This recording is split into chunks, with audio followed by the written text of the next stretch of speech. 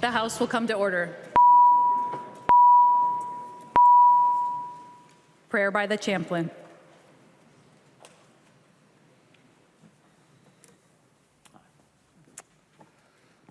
Let's pray. Eternal God, we are grateful that you are good always, and that you are present always, and that you love people, and you have an incredible plan and purpose for all of us here today. And so today I pray for the safety and the health and the protection of all of our elected officials and their families. May their work and service be a joy and not a grind. I pray that you will give our elected officials wisdom and stamina and common sense solutions for the problems of Minnesotans, that you will help them to realize that a house divided against itself cannot stand. And so I pray that relationships and friendships would be forged by people on both sides of the political and ideological spectrum. I pray that you will inspire our elected officials to make life better for the people of Minnesota, helping us to live quiet and peaceful and productive and prosperous lives. I pray that our elected officials will pursue justice above all, that they will think of others more highly than themselves, and they will show grace and dignity to those who disagree. I pray that our elected officials will realize men and women do not follow titles, they follow courage. And so help them to know when to stand up and when to stand down, when to speak and when to stay silent.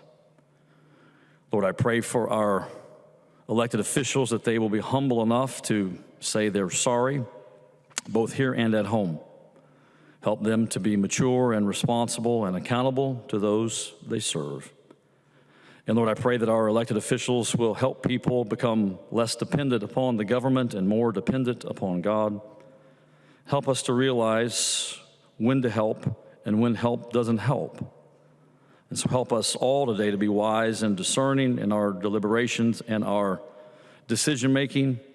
And I pray that your work in this place will be done through these people. And I pray this in the name of the one who changed my life, Jesus Christ. Amen. The chaplain today is Pastor Troy Dobbs from Grace Church in Eden Prairie, Minnesota. Pledge of Allegiance, please remain standing and recite the Pledge of Allegiance of the flag of the United States of America.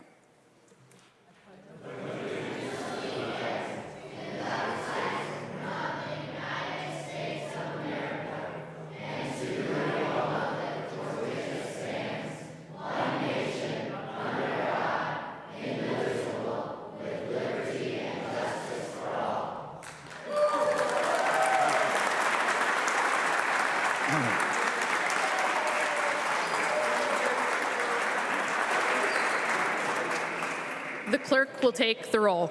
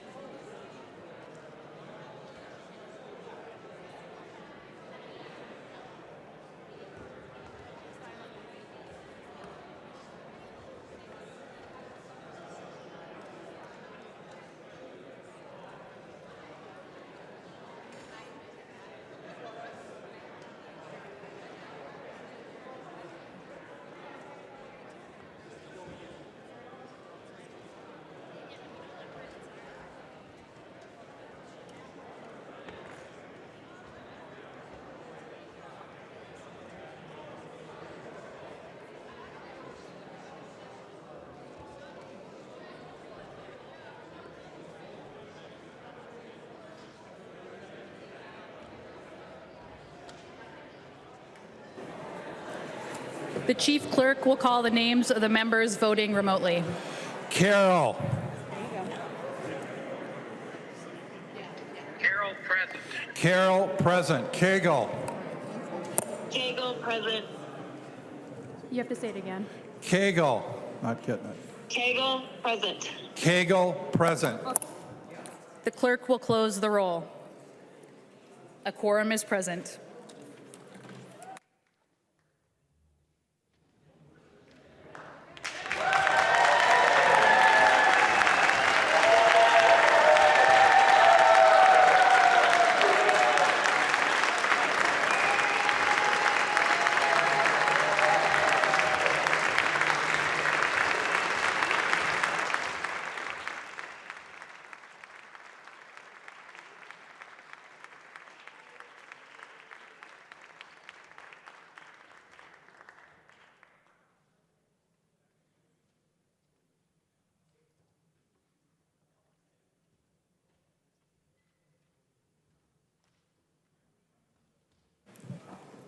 The clerk will read the journal of the preceding day.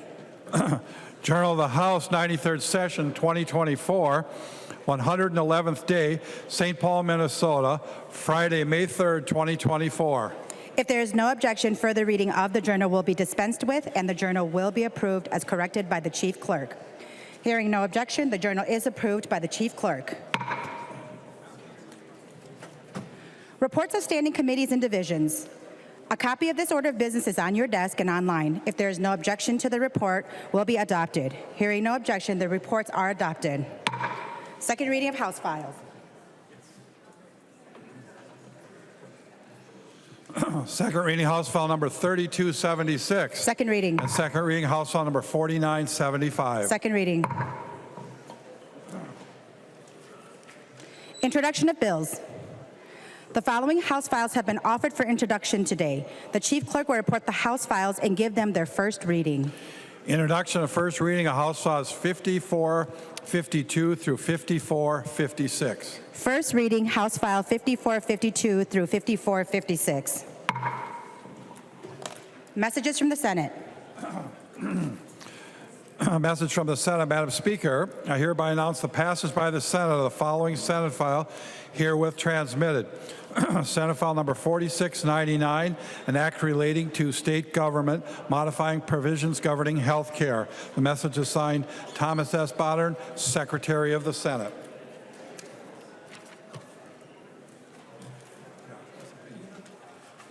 First reading of Senate files. First reading of Senate File number 4699, an act relating to state government modifying provisions governing health care. The bill is being referred to the Committee on Ways and Means. Calendar for the day. The first bill on the calendar for the day is Senate File 5335. The clerk will report the bill. Senate File number 5335, number 1 on the calendar for the day, an act relating to human services, the unofficial engrossment. To the author of the bill, the member from Hennepin, Representative Noor. Thank you, Madam Speaker and members. Before I begin, I would like to start by expressing my gratitude to the pages who worked with us, Rachel Onsario, Michael Thomas, who have been really helpful to us throughout this session. I also want to thank the nonpartisan staff who are doing an amazing job, Doug Bug, Danielle Pugnelli, for their unwavering dedication and service to our state. A big thank you to the DFL researcher, Joe Durheim, and GOP researcher, Jonathan Carter, for their outstanding contributions. I'm also grateful for the hard work of our committee legislative assistant, Firdousa Ahmed, but also wanted to give a big shout out for our committee administrator for his exceptional work.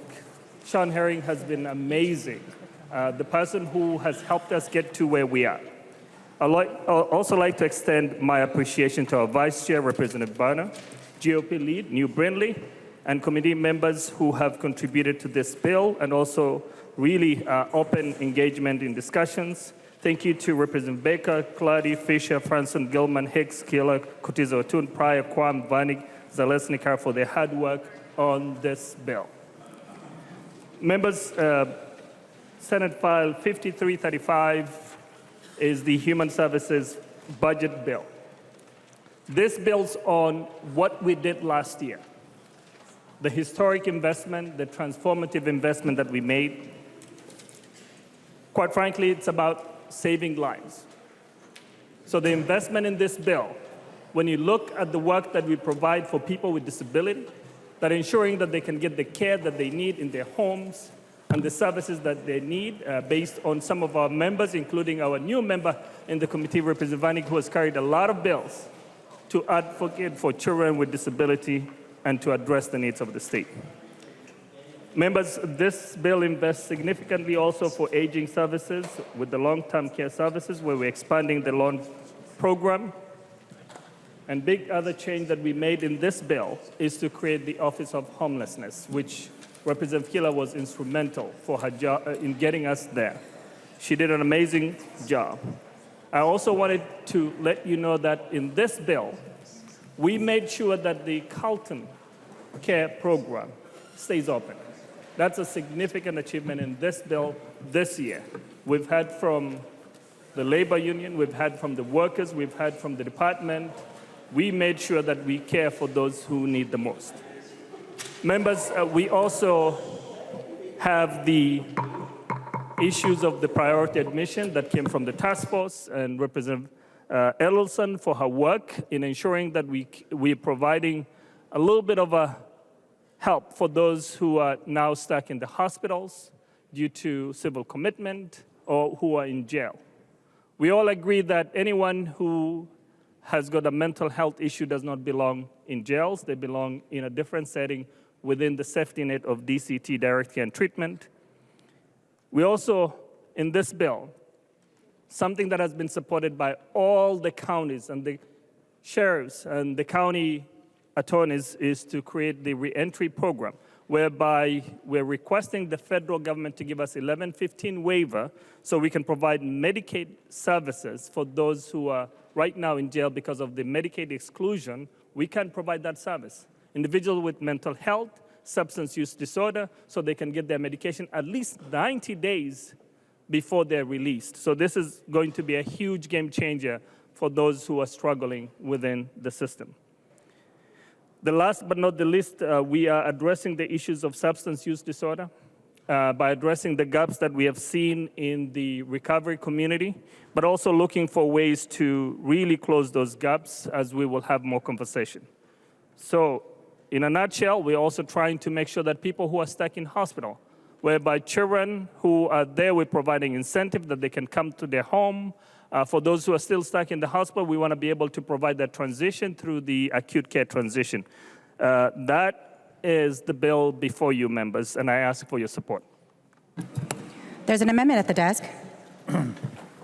The clerk will report the amendment. Baker moves to amend Senate File number 5335, the unofficial engrossment. The amendment is coded A4. To the author of the amendment, the member from Candy, Ojai, Representative Baker. Thank you, Madam Speaker and members. I want to talk about how important my A1 amendment is about allowing our continued promise to go along with a very important bill. I'm sorry, A4. One moment.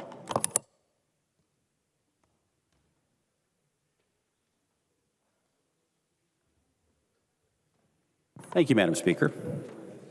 I was all revved up for A1. I thought we went in order. I wasn't sure. Members, thank you. The A4 amendment is an important discussion that we have had in our committee. I want to thank Chair Noor for bringing a lot of good ideas through our committee. This is a good program, Hennepin County Youth Peer Recovery Program in Hennepin County. I'm very encouraged, excited about what this program can do. With the limitations that Chair Noor had this year, because again, there wasn't any reasonable amount of money that could be used for some really good projects, we really don't have the funding for this project that I want to support. Chair Noor's idea was to take it from a fund that is being set aside by license fees and settlement dollars, and we're going to talk about that a little bit later on. This request for $500,000 is being proposed to come out of the ORAC fund, which again is that fund of that set aside. That is not part of what this legislature has ever done before, is dipping into a special fund going for SUD work or education and prevention. I'm on that committee, been proud to be on part of ORAC for the last 4 years since it existed. We have a very robust granting process through and under DHS. What I have offered Chair Noor is it doesn't belong coming out of the ORAC fund. Please allow it to come through the regular process through our funding opportunities. The RFP is going to be coming out actually in June, and I would hope that the members would support not allowing that to happen and to allow that to happen through that source. So, members, I appreciate a yes vote on the amendment. To the member from Hennepin, Representative Noor. Thank you, Madam Chair. Representative Beck, I think we've had lots of conversation about this. So changing the funding to the general fund at this point, I will say we should all vote green. Thank you. There being no further discussion, all those in favor of the amendment say aye. Any opposed say no. The motion prevails and the amendment is adopted. There's an amendment at the desk. The clerk will report the amendment. Baker moves to amend Senate File Number 5335, the unofficial engrossment as amended. The amendment is coded A9. To the author of the amendment, the member from Candy, Ohio, Representative Baker.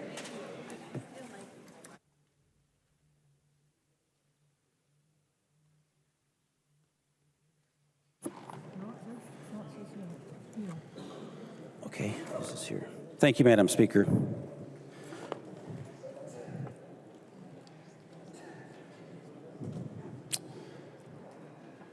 All right,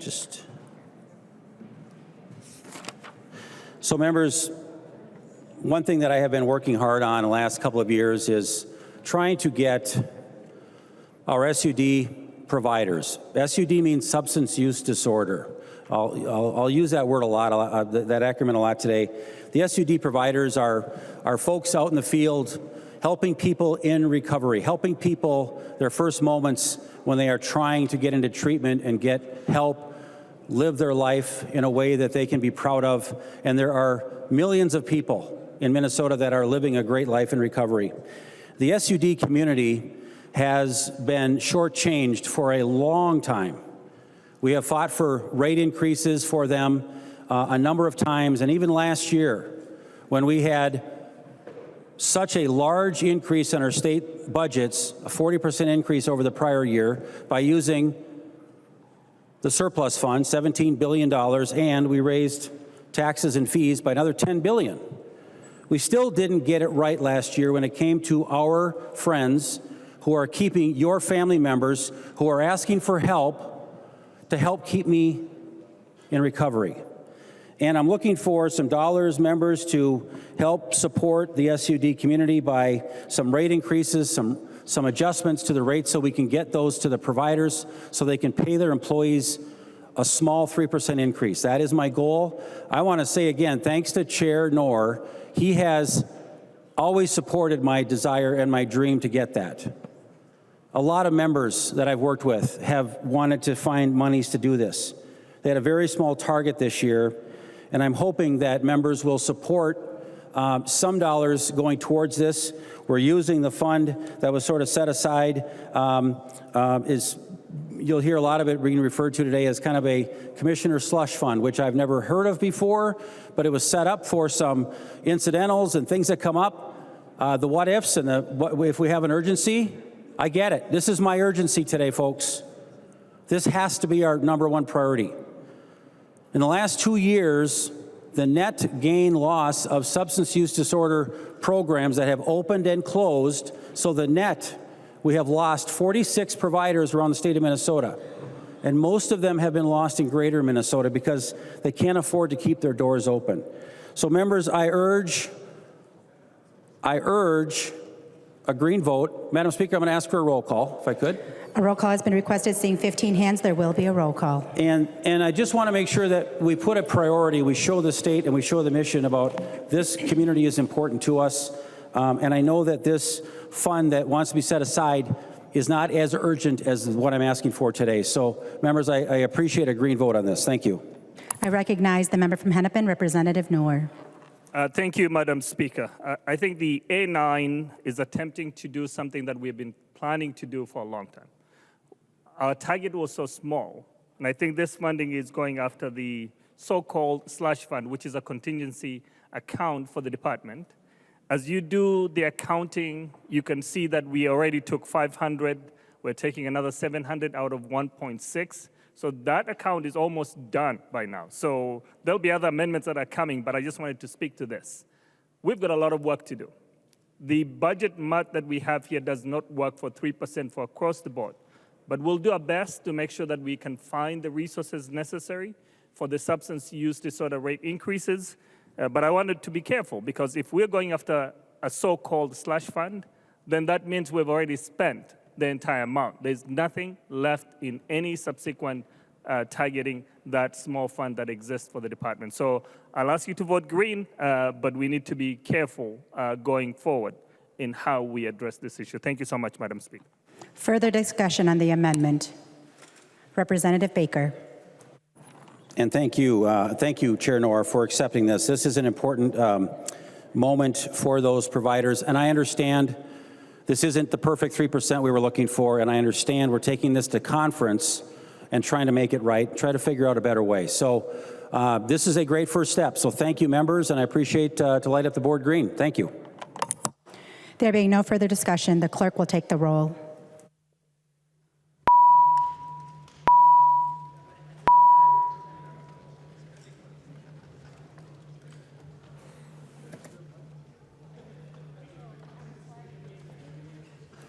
The chief clerk will call the names of the members voting remotely. Carroll. Cagle. Cagle, aye. Cagle, aye. Carroll. Carroll, aye. Carroll, aye. The clerk will close the roll.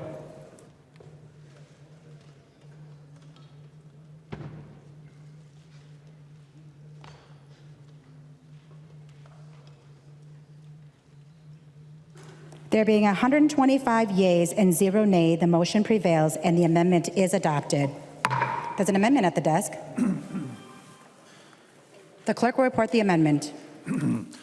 Baker moves to amend Senate File Number 5335, the unofficial engrossment, as amended. The amendment is coded A1. I recognize the author of the amendment, the member from Candy Ojai, Representative Baker. Thanks again, members, for allowing me to speak to this amendment. The A1 amendment is something that is super important to me. May 20th, 2019 was a good day here. May 20, 2019 was the day that House File 400 passed, and it was the first of its kind in the country. It was a moment that really meant what bipartisanship looks like.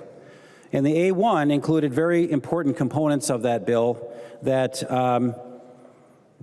showed clear compromise. As one of the authors, I knew that when I was trying to gain support from my side of the aisle, I was very adamant about what was called the Sunset Clause. The Sunset Clause, and if new members aren't kind of sure, what does that kind of mean? I mean, you got to get what a sunset is.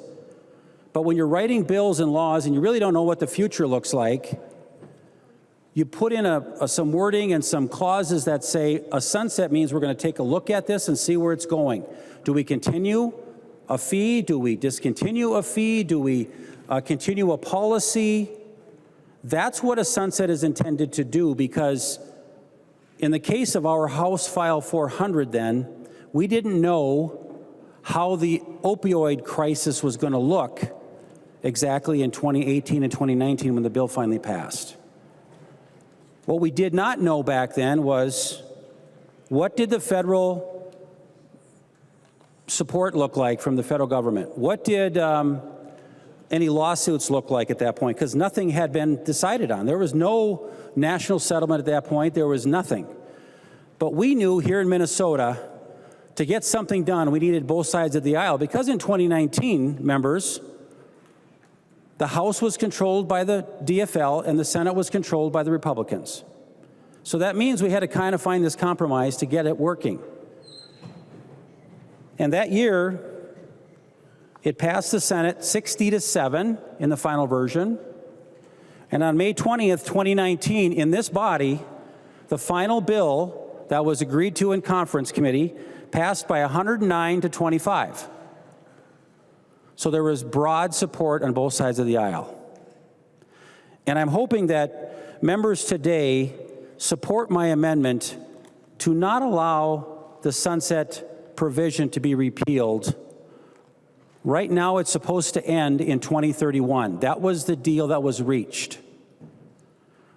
Initially, it was $250 million. When the state reached $250 million of the license fees that we had increased at that time, again, before lawsuits, before settlements, we said that was our number.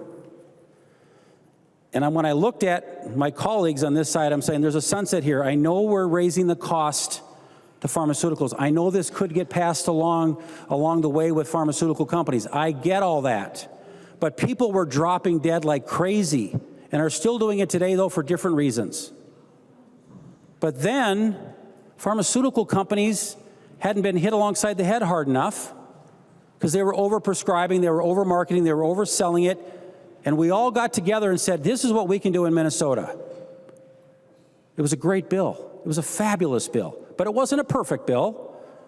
And Representative Olson and I have been actually tweaking it since then to try to get the little things right, because we were first in the country to do this. But members, what I appeal to you today is, this is about sticking with our word and our promise that in 2030, 2031, even around that time, we should take a look at this again. Because what's different today is we do know that the state has received now or signed into agreements with legal documents. The settlements are coming to Minnesota in upwards of $540 million over the next 15, 16 years to all our counties, larger cities, over 20,000, and 25% of that number comes to the state directly to the ORAC fund, which is, again, that Opioid Epidemic Response Advisory Council. We're the ones who get to decide which communities need it the most. Where should we focus it in on? We are laser focused on where this stuff should go. So if you don't support my amendment, members, you're breaking your word. You're breaking the promise of what we all had to do to get to a vote of 109 in this body. And the Republican-held Senate 60-7. We shouldn't be doing this, especially when we already now know we've got millions coming into the state from the same folks you're trying to continue to penalize that we promised was going to at least sunset or take a pause. And if it's really bad in 2030, 2031, you know what? I'll be standing here. If I'm still here, I'm going to fight to find another program. Or if they are at fault, or if they're doing something wrong, then let's do something that way. But don't just go after them because we call them a pharmaceutical company. That's wrong. At that time in our place in history, we did something that no other state did, but it took that major component in that bill to make it pass. And had that bill not passed, our counties would not have received millions of dollars in the last 4 years for child protection services. Our Native American tribes would have not gotten millions of dollars for healing traditions and for their way of healing people in recovery. This was a complex bill, and I urge members. Madam Speaker, I need a roll call on this, please. A roll call has been requested. Seeing 15 hands, there will be a roll call. I'm just going to ask members to think about your word, and even though you weren't on the House floor then, the word of the body should mean something to you. I'm asking that you stand up because no matter what you do now, even if you vote with me on this one, and with a green vote, nothing will change, because right now, this will not stop until 2031. I'm asking you to live up to the promises that we made to get to 109 votes on this floor, to the promises that we made in the Senate, 60-7. This is important stuff that we do. If you go against our word, you wonder why people don't trust us. You wonder why our integrity is being eroded and we look divided when we passed a beautiful piece of legislation and now you want to take pieces of it out because you can. That is not how we should do this. Members, please vote green. I recognize the member from St. Louis, Representative Olson. Thank you, Madam Speaker. And Representative Baker, this is not the first time we've debated a sunset on the House floor. In 2019, the bill that passed the House floor did not have a sunset. And so we have a House position, and I have strongly fought to not have a sunset for exactly the reason that Representative Baker just said. We don't know what the future looks like. And sadly, I'm here to say that the future has not looked much brighter on the issue of opioids and overdoses in our state. There are a number of us in this very chamber that since the passage of the 2019 legislation have lost people we care about because of this issue. It continues to wreak havoc on our communities. We have so much important work that needs to be done, and I know, Representative Baker, you are deeply committed to that work, as are a number of people in this chamber, but that takes resources. And when we settled with the opioid manufacturers and distributors in the state, one of the things that I know I cared a lot about, as did other members in this chamber, was the disclosure of documents to understand what happened that started to create this crisis. And what I read by the opioid manufacturers and distributors was deeply disturbing. And to go back and say that we want to repeal the sunset is the wrong direction. I'm sorry, to repeal the repeal of the sunset is the wrong direction. The people that send us here know that the landscape changes, right? And that's what we're voted in to do our jobs as a legislative body. And we have the opportunity to revisit things, to see what the landscape looks like, to understand where we are. And the people sent us here, elected us to do our job. I'm not going back on my word. My word was never about a sunset or not a sunset. My word was about doing as much good for as many people as I can each and every day I am here. And knowing the landscape we are in and knowing many people who have been deeply touched since even 2019 here in this very chamber by opioid deaths, it's super important that we continue to keep these fees fueling the work we care about. And for that, members, I ask for a no vote on the A1 amendment. Discussion on the amendment. I recognize the member from Traverse, Representative Backer. Yeah, Madam Speaker, thank you. And Representative Baker, thank you for your work on this. One of the things that I see quite frequently, mostly on the weekends, is what happens to individuals who OD on several different drugs, but of course, what we're talking about today. And it takes time to help folks. When you have an addiction, it takes time to overcome that addiction. And repealing this doesn't put the resources that's needed to help the good folks of Minnesotans who are facing these types of challenges. This is something that we need to do as a body. We need to say, we need to look for the public good. We need to look for the public good. And this helps individuals. Is it a quick fix? Of course not. But when you put these resources in, because what we see in public safety, if it's EMS, if it's police, because in our neck of the woods, if you're having these type of challenges, we get called when something hits the fan. So we need to support this A1 amendment. It's an investment to the health of our Minnesotans here. Will it solve something overnight? No, but what Representative Baker has here is good. He worked hard on it. I know a number of members have worked hard, and we need to continue to support that. So I would request a green vote on this. Thank you, members. I recognize the member from Anoka, Representative Scott. Thank you, Madam Speaker. I'm wondering if Representative Baker would yield to a couple of questions. He will yield. Representative Scott. Thank you, Madam Speaker. Representative Baker, I know you've worked long and hard on this issue since you have come to the legislature.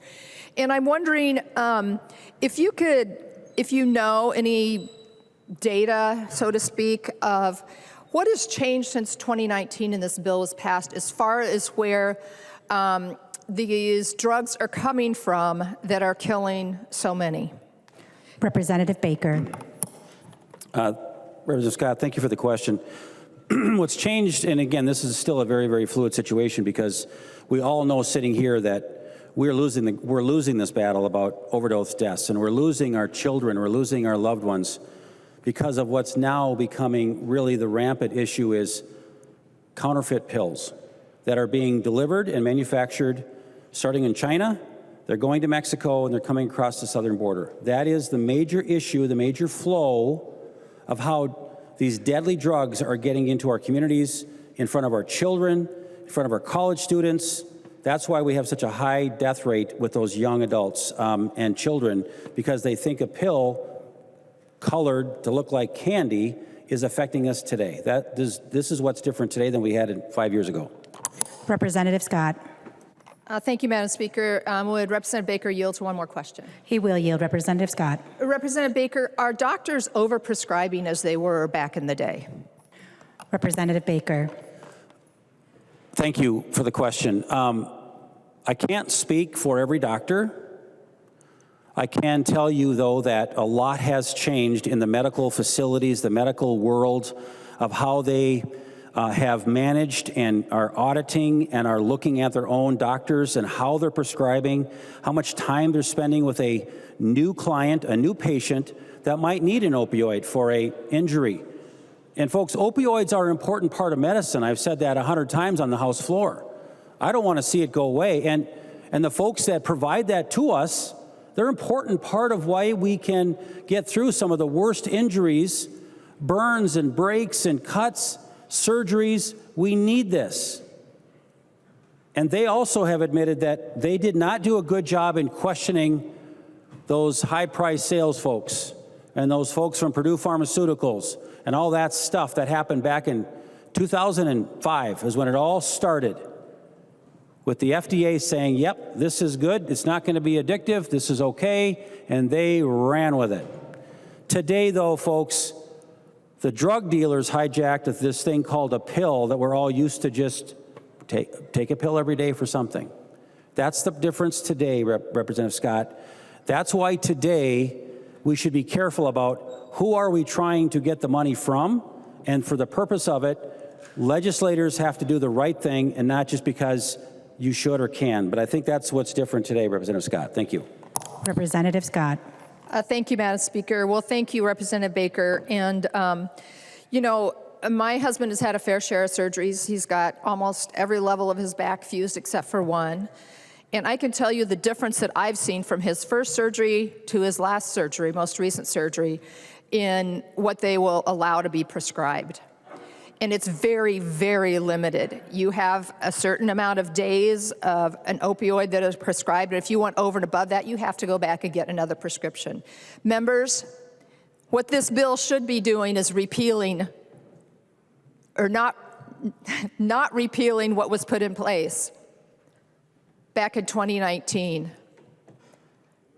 There's a whole different set of circumstances and blame to be placed on why people are dying right now from overdoses, and we all know it's because the open southern border that this president and his administration have allowed to just let these drugs flow freely across our country, killing our young people.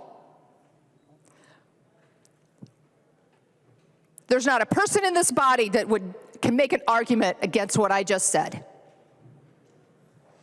Let's place the blame where the blame is due. We should be doing something about that. Send a message to Washington, D.C., to the President of the United States to close the damn border. I recognize the member from Hennepin, Representative Gomez. Thank you, Madam Speaker. And thank you to Representative Olson and Representative Baker for all your work on this issue that touches so many of us just literally right close to home in our homes, in our communities. So I have a dear friend of mine who today is out on the streets. She's doing fentanyl. She's my age. We're in our early 40s. And so that time period that you referenced, 2004, 2005, she's been using since then. And Representative Backer talked to us very clearly about the long road. If you're lucky, you're on a long road. In a way, she's lucky that she's still alive 20 years later. And I will tell you that she is a cost to our system. She's been through civil commitments. She recently spent 6 weeks at HCMC. And she's on MA, of course, because she's an adult and she does not have, opioids have ruined her life. And opioids have ruined so many people's lives across this state and across this country. And you can say, yes, the terrain has changed today. Today, most people who die, unlike in the early 2000s, back then people were dying directly from the products that were often prescribed to them or to others. In 2004, 2005, people were dying from OxyContin,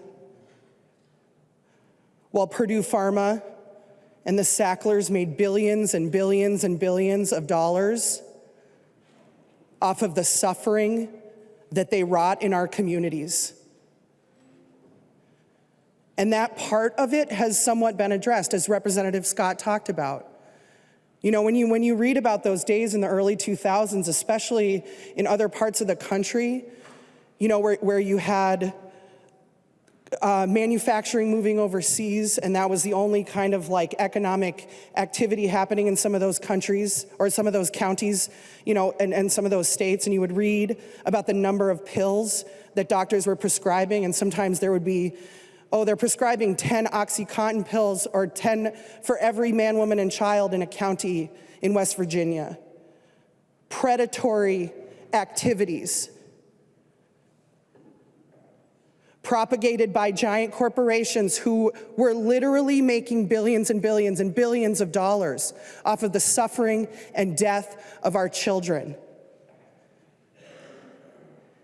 And the death today, even if it's not happening from OxyContin, even if it's happening from fentanyl, so many of the people who die from fentanyl today and died from heroin 7 to 10 years ago, they were originally hooked on legal medication prescribed to them by their doctors, pushed by big pharma, pushed by unfortunately, by medical providers in some of these communities that were more focused on their own bottom line and getting those sweet kickbacks from big pharma than serving their own patients, than serving the public good. And there is an unbroken chain, between these big pharmaceutical companies and their activities with respect to their practices around prescribing opioids and today's fentanyl crisis. There is an unbroken chain. And the idea that we have people getting up and arguing on behalf of the talking points of big pharmaceutical companies who've socked away billions. No member of the Sackler family has ever been held responsible for any of these deaths criminally. They had to pay a big fine, but what did they do? They stuck billions of dollars into an irrevocable trust before the fine got levied. They're fine. The pharmaceutical companies are doing just fine. They can afford to continue to help us pay for the destruction that they have wrought. And the idea that we would let them off the hook when our kids are dying, have died, is just unconscionable. And I would urge a red vote on this amendment. Thank you, Madam Speaker. I recognize the member from Chisago, Representative New Brindley. Thank you, Madam Speaker and members. And first of all, I want to be very clear about something and be very clear that my friend, Representative Dave Baker, is not here to defend a pharmaceutical manufacturer and is certainly not here to spew pharmaceutical manufacturer talking points. And anyone who would ever claim that has never spent a day talking to Dave Baker. That is absurd and patently false and frankly really offensive.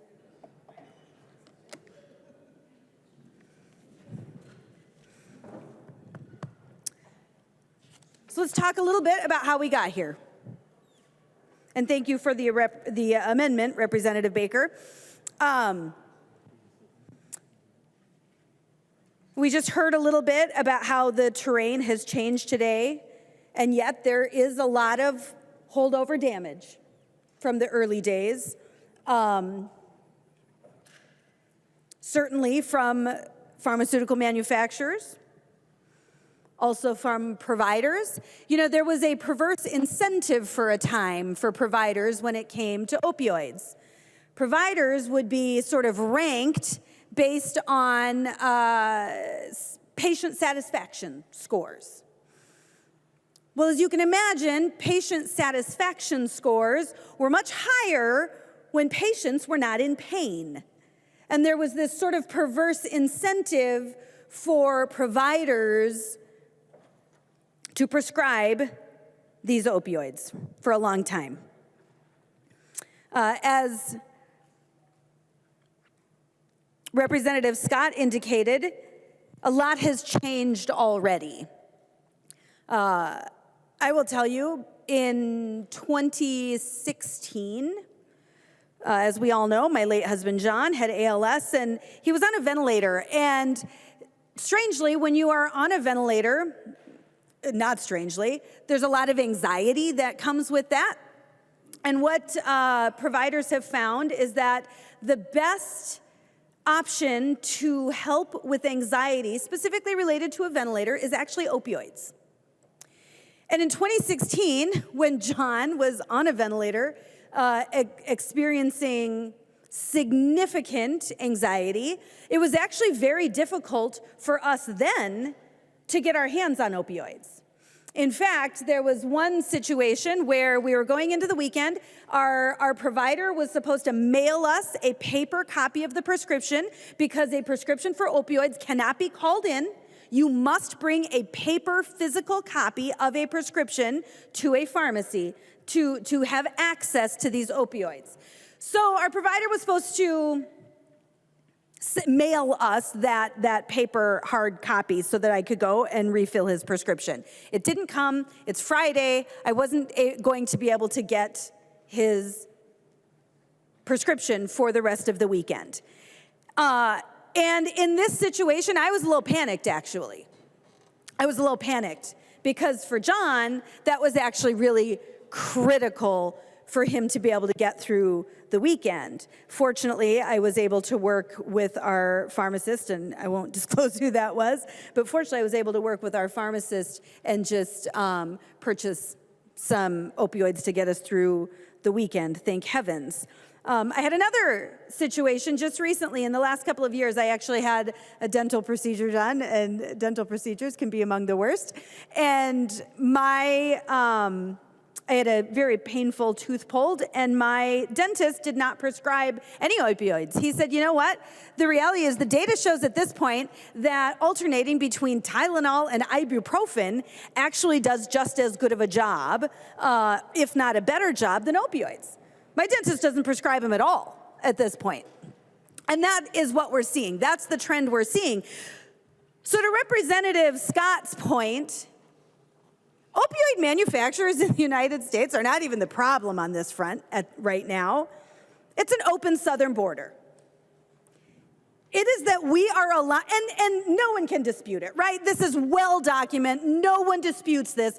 We have illegal opioids and fentanyl pouring over our southern border. And it doesn't stop at the southern border. That comes right here to Minnesota and is killing Minnesotans right now, today. So there's just a little more history. But let's go back to this very simple point.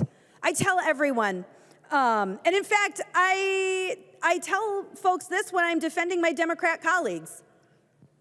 I had a situation a few years ago where we had a dispute in my district. A Democrat colleague came to my district and made some promises to my constituents. And when my Democrat colleague left, my constituent said, "Okay, but can we trust that?" And I said, yes. I said, yes, we can, because the one thing we have around here is our word. And when we break our word, all trust is lost. We can't get work done here when we break our word. I say that all the time. I might change my mind. We all might change our minds, but then we better be honest about that. But when we give our word, we give our word. And particularly on this repeal of this sunset, interestingly, what I have heard from Representative Baker a number of times is that it's premature. And in 2031, 7 years from now, like we're not even close, 7 years from now, we should have a conversation at that point. And we should have a conversation at that point to see, should this continue or should this not continue? But that's a conversation for 7 years from now. Pulling back this sunset right now is just a poke in the eye saying it's because we can. It's because we can, because Democrats have total control right now, and so they don't want to abide by bipartisan agreements that they made. They don't want to stick to their word right now because they have total control. They don't have to. They can just stick it in our eye.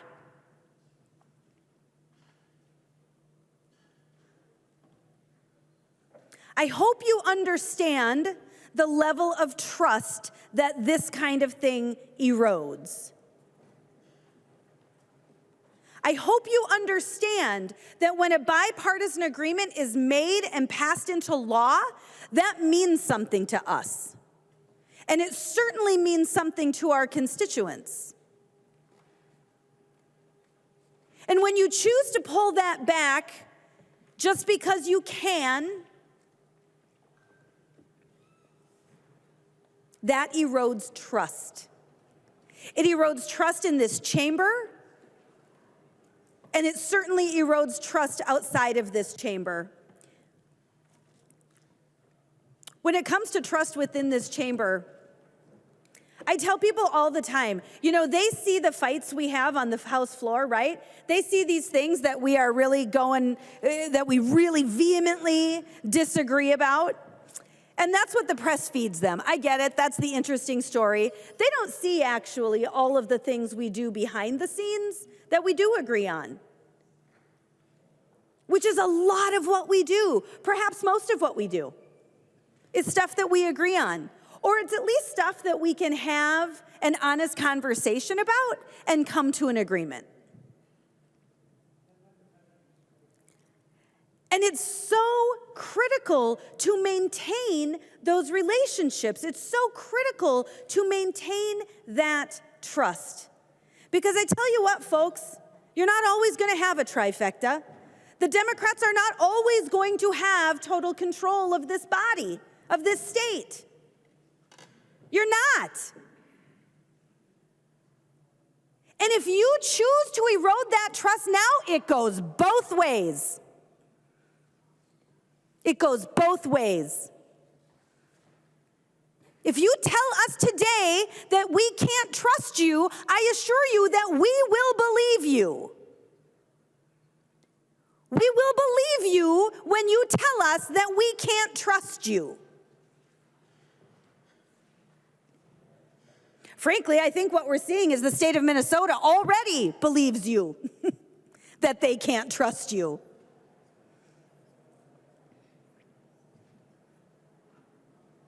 But we can't afford it.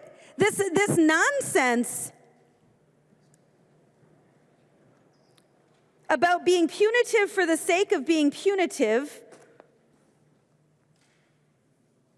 rather than just getting the work done that needs to be done, and doing so in a way that breaks your word, is just wrong. It's just wrong. And people have long memories. So it's really unfortunate if that's the choice you make today, to tell us that we can't trust you, because we will believe you. We will believe you. This sunset does not affect anything for another 7 years. This just is not necessary. It is absolutely not necessary. It changed nothing about the landscape of how we are dealing with the opioid crisis, but it does break a lot of trust. Vote yes on the Baker Amendment. I recognize the member from Isanti, Representative Johnson. Madam Speaker, members, Representative Baker, thank you for this amendment. It's a good one. We had an agreement. We shook our hands. We actually put it down on paper. And the governor signed it. There's one thing that's very important to this body, and that's trust. Trust in our word. If we don't keep our word, they have no trust. Thank you, Representative Baker, for honoring our trust in the agreements that were made. But another topic was brought up that I want to talk about with this bill. A few decades ago, I was on a drug task force dealing with these issues, dealing with the addiction, trying to get the drugs off the street. And we had done very good on stopping some of the heroin and all the other stuff. It was cutting back. But we had a bigger enemy coming. That was meth. We dealt with that by putting the precursors. We had labs all over the place. They're very toxic. From the large labs to the small Beavis and Butthead labs, which were 2 bottles that they used to make the meth. We got that ended because we put the precursors behind the counter. They weren't able to steal them as easy. Limited the number that they could buy at one time. That was a good thing, but it was a bad thing. Because what happened after that? The opioid crisis. We've had this agreement, and that really helped. I've actually had double fusion in my neck and was on oxycodone.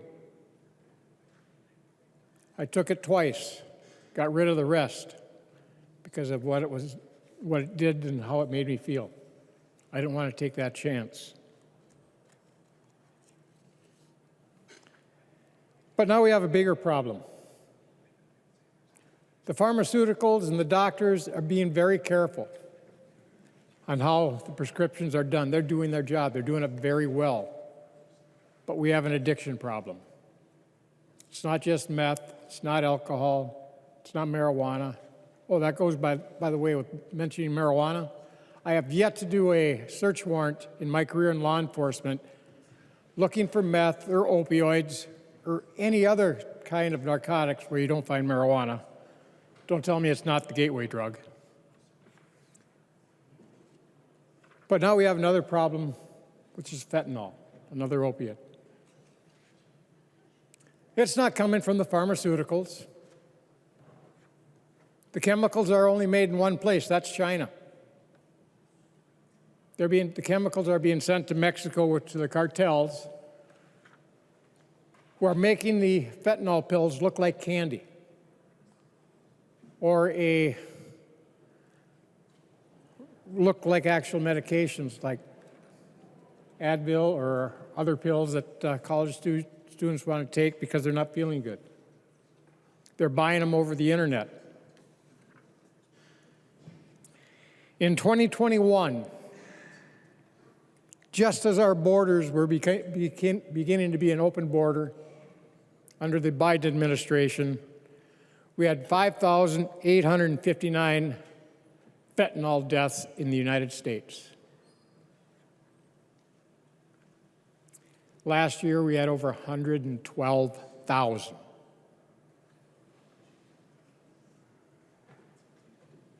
$112,000 deaths because we have an open border where the fentanyl pills are being brought across this country by the cartels, and the money they're getting for it is going to China.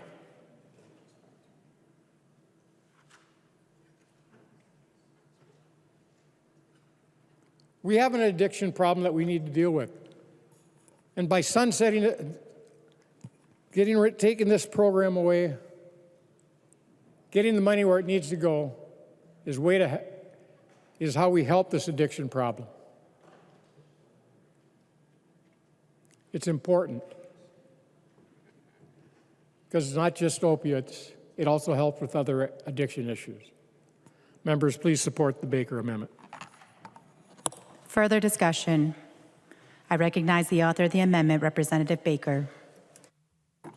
Thank you, member, for the very good discussion about this. I don't disagree with anything that's been said, especially, again, from Representative Gomez about how angry she is and how we did need to go after those pharmaceutical companies, and they should have done better. And I, like my friend Representative Gomez, I want to see the Sacklers go to jail. They were the instigator of it all. And that bankruptcy joke that they're pulling is in front of the Supreme Court right now, so that hasn't even been decided on yet. We expect a decision at the end of June this year about what will happen to that private company that had something to do with my son passing away. But I will tell you this, though,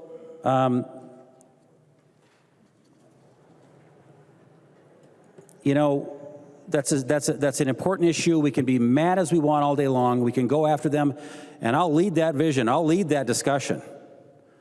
Let's do that someday. But to do it, though, folks, we wrote legislation that was first in the country. It was never done before.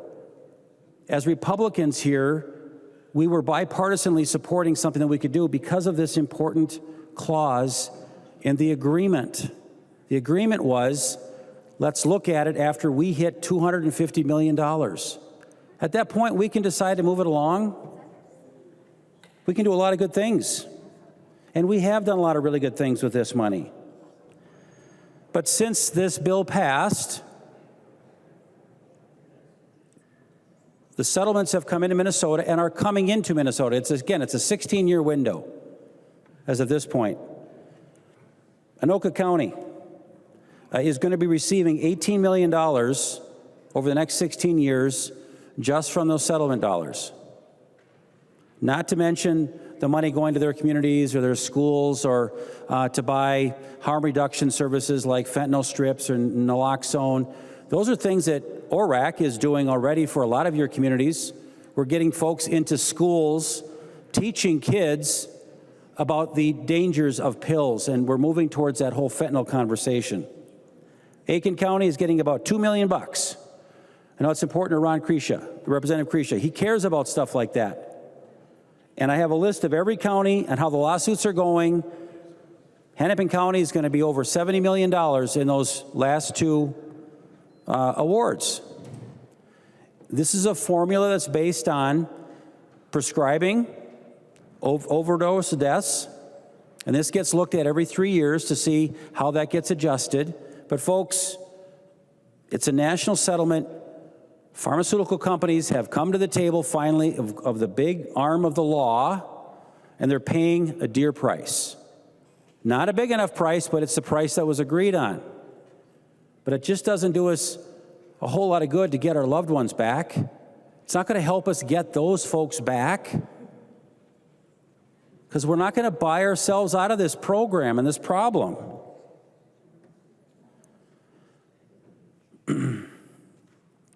Representative Bierman and I have worked a lot on adjusting the pendulum properly with a product and a program called the OPIP program, which is the Opioid Prescribing Improvement Program, which was put forward very similar around the time when Representative Olson and I worked on House File 400. It was to make sure that the doctors that are really prescribing a lot of opioids were being closely monitored by the agency.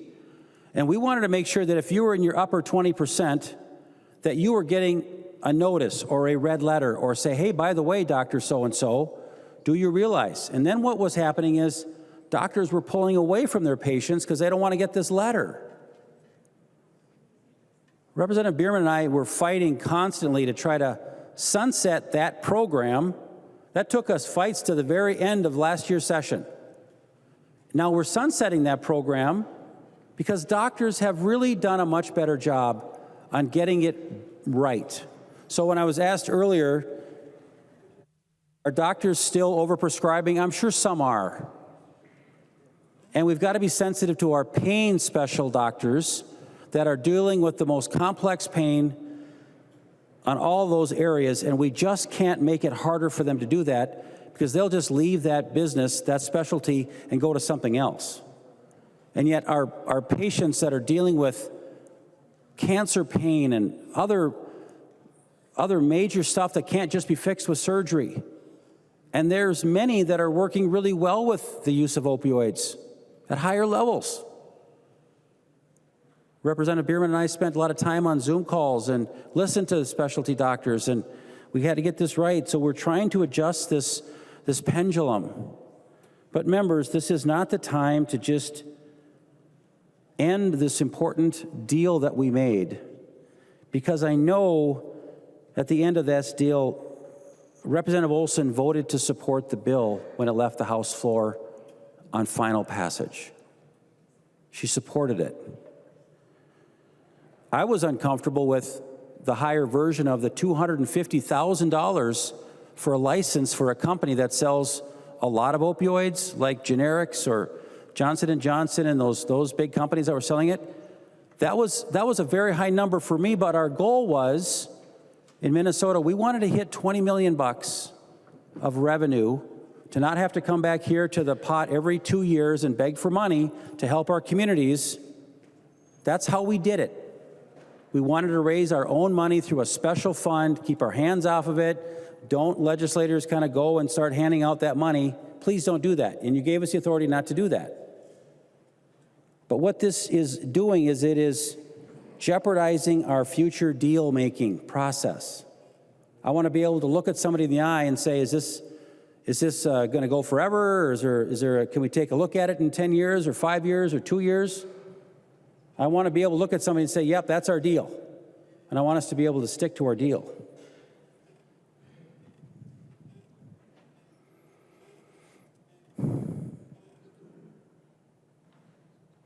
The pastor today had some really good things to say. Pastor Dobbs said something about, don't let us get more divided. And also he did say, if you need to say you're sorry, then say you're sorry. What I don't want to do today, members, is look to the members that I looked in the eyes and said, trust me, this is a sunset that's going to stick.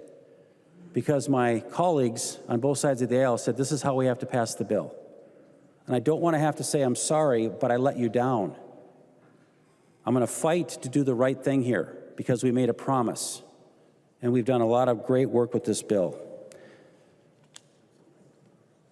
And I was hoping that the pages would still be on the floor. I know that right now the high school pages are off and enjoying lunch, I hope. Because I'm one of the lucky members that gets to go there every week. 9 a.m. on Tuesday morning is my standing invitation to go see the pages. I'm so honored, and I feel lucky to do that. Because they always ask me, what's some of the best things you've done here? And I always talk about our amazing work on House File 400 and how my dear friends that we worked together in a bipartisan fashion really came together. And no one else had ever done this kind of thing on a national level to get the pharmaceutical companies to do what they did for us here in Minnesota. It could not have happened. It could not have happened if it wasn't a bipartisan deal, because we were a mixed and a blended legislature. And to the residents in Minnesota that are watching us today, when you see one side in charge, you can see what you just saw the last 2 years, how it's out of control. Spending or cuts, whatever it is, if you think it's one side or the other, I think all bills are better when they're written in a bipartisan fashion. I love the color purple. I wish we had it, but we don't. And when you don't have it, that's when I think things go south. And I don't think this is a very good idea. I urge members, let me back up and finish my Page story. When I visit with the Pages, again, I'm super proud of this because it was a bipartisan thing, and I don't want to go to them in the morning and say, this was a major hit on our bill. This was a major problem, because it isn't quite like it used to be. So,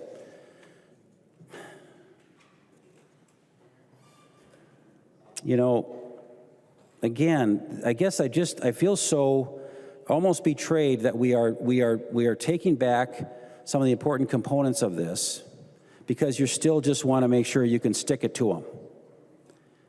You can stick it to them because they were wrong, and that there should never be a penalty phase. There should never be a right sizing of a sentencing guideline, if you will. We got them good, Minnesotans. We got them. We got them when we did, and we still have a lot more coming. Purdue's not settled yet. We got more coming. I don't care about the money. I care about our deals and our promises, and how we pass bills around here have to matter. So I really urge you to support my A1 amendment that leaves the sunset alone. Let's not change it 7 years before we need to. In 7 years, we might say, you know what our problem is now? It's something on the southern border, or it's something over here that's causing our problem, because doctors and the healthcare systems and pharmaceuticals have maybe done some pretty wild things between now and then. We're not even wanting to look at that in the future. So don't do this until we need to really look at what is the problem then. We'll fix it. We'll find a way. Minnesotans will find the way.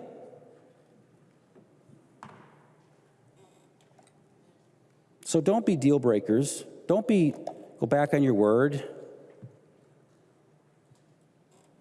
You've done such good things with this, and you want it to go on forever, but I just don't know that this is the right way to do it. And I'm going to hope when this goes to conference that it comes back without this provision in it, and I'm going to work very, very hardly with our senators and anybody that's on that committee to make sure they understand my point as well. So I hope I get enough green votes today, members, so that we don't have to deal with this again. I don't want to deal with this every year. Keep our word. Let's show them what bipartisanship looks like and that we can stick to it. Please vote. Please vote green. There being no further discussion, the clerk will take the roll.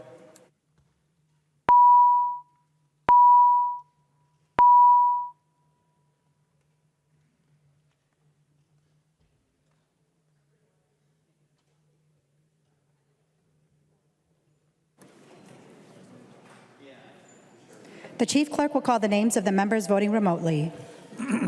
Carroll. Carroll.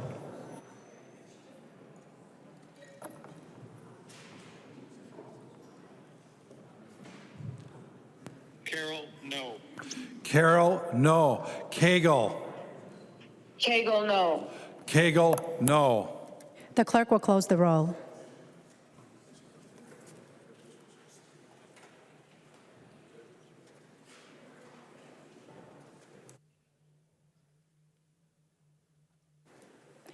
There being 58 yeas and 70 nays, the motion does not prevail and the amendment is not adopted. There's an amendment at the desk. The clerk will report the amendment. Gilman moves to amend Senate File Number 5335, the unofficial engrossment as amended. The amendment is coded A8. I recognize the author of the amendment, the member from Meeker, Representative Gilman. Thank you so much, Madam Speaker. Members, this is a very simple amendment to identify how many unfilled full-time employees there are at the Department of Human Services. So each year, we're finding the Democrats are willing to fund all these new programs and services at DHS. And DHS is very happy and willing to continue to ask for more full-time employees to do the work. We often know that these positions go unfilled, and the appropriations don't cancel until the end of the second year of the biennium. This amendment would also require that all appropriations attached to the unfilled FTEs would cancel at the end of the fiscal year back to the fund from where they were appropriated. This would speed up the cancellation and result in more savings canceling back to the general fund rather than remain in limbo with the department's bloated budget and bureaucracy. So members, this is a very common sense way to increase the transparency on how many FTEs that we fund, but we never hire to DHS. I'd request a roll call. A roll call has been requested. Seeing 15 hands, there will be a roll call. And a green vote. I recognize the member from Hennepin, Representative Noor. Thank you, Madam Speaker. I think the challenge with this amendment is we set the budget's biennium. It's never done in a specific 1 year. And sometimes when you have your budget set up, whereby you're planning to hire individuals, it takes time. There's a reason why the cancellation happens after the 2-year biennium program, because that's how our budget is designed. We don't pass budget based on a single year. So that cancellation based on this amendment is not going to work, specifically when we're trying to target the Department of Human Services. This is a state budget. We passed the budget last year. By the end of biennium, anything that is not spent will be returned back to the general fund. So I ask you to vote no on this amendment. There's an amendment to the amendment. The clerk will report the amendment to the amendment. Gilman is moving to amend the Gilman Amendment to Senate File Number 5335, the unofficial engrossment as amended. The amendment to the amendment is coded A17. The author of the amendment to the amendment, Representative Gilman. Thank you, Madam Speaker. So members, in addition to the full-time employees being an area of grave concern, there's also funding going to waste, as we know, with the unused office space that is used by all departments. The A17 would require reporting the total amount of unused office space and an inventory of owned and leased spaces of state agencies. I'd ask for your support on this and vote yes. To the member from Hennepin, Representative Noor. Thank you, Madam Speaker. I think this also follows the same issue, and I think we need to look into an issue that is going to be addressed by the admin, which goes to the state gov. It does not belong to the human services. I ask you to vote no. Further discussion. The member from Chisago, Representative New Brindley. Thank you, Madam Speaker. And thank you, Representative Gilman, for the amendment to the amendment and strengthening the underlying amendment. So, to her credit, Representative Gilman, in her short time here in the legislature, has asked these questions over and over and over again, trying to get answers from the departments. How much of your office space is being used, and how much is sitting empty? Because that office space that's sitting empty costs Minnesota taxpayers money for nothing. And here we try to scrimp and save and find pennies to support our senior citizens, to support our EMS services. But we are sitting on dollars. We are sitting on gold mines of money tied up in buildings that we're not even using. And if we're not using these buildings, we as legislators should care about that. We should care that there's money sitting out there being wasted. This is literally money down the drain. This is money paying for buildings, paying for office space that is not being used. And when we do hear about how many employees are working remotely, it is a high percentage of employees. The vast majority of employees are working remotely. They are not going to the office. They are not using these buildings. And yet we continue to pay for them. So of course this is appropriate. And these appropriations go to DHS. So of course this is the appropriate place to deal with them. But I am so sick and tired of sitting in this chamber, spending $17.5 billion last session. I should say spending the existing $17.5 billion surplus, plus an additional $10 billion in taxes that you raised to spend. Well, I guess when you've got $30 billion that you're throwing around, you don't really care about these pennies. Minnesotans care about these pennies. And by pennies, of course, I mean millions. I think we should care about millions. We talk in these chambers, we get real focused on very big numbers. And so when we see appropriations for, $1 million here, 500,000, it's really easy for us to become kind of cavalier and feel like, oh, well, that's not even a rounding error, right? That's like couch cushion money. That's the change you dig around and find in your couch cushions around here. Well, some of us actually think that those millions should matter. I suspect Representative Backer would be thrilled to have another couple million to put into EMS this year.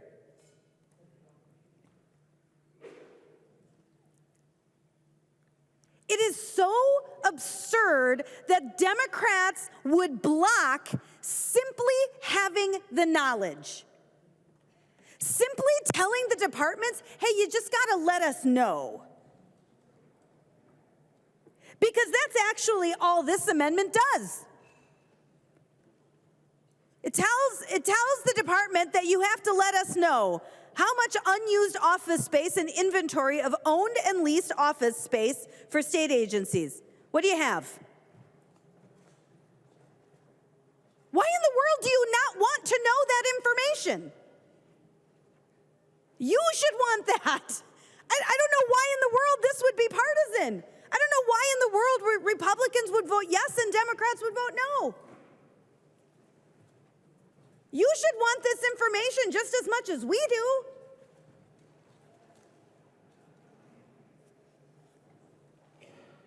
Why in the world do we want to cover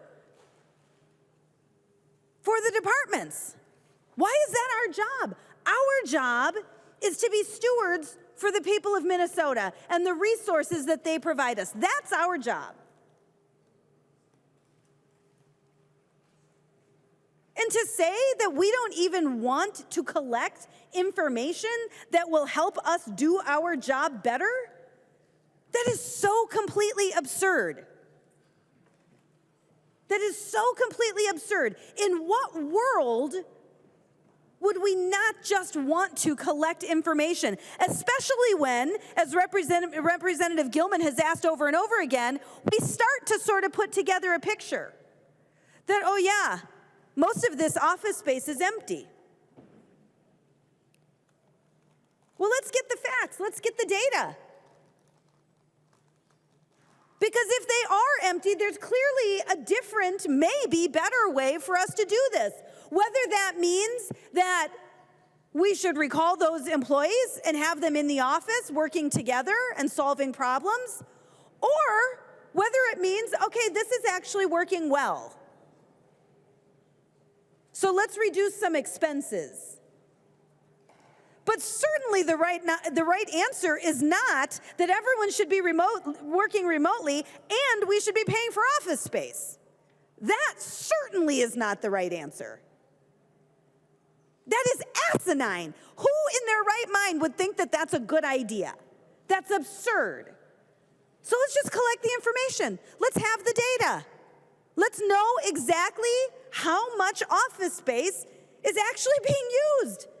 Because if it's not being used, let's do something about that. Thank you, Representative Gilman. I will certainly be voting yes.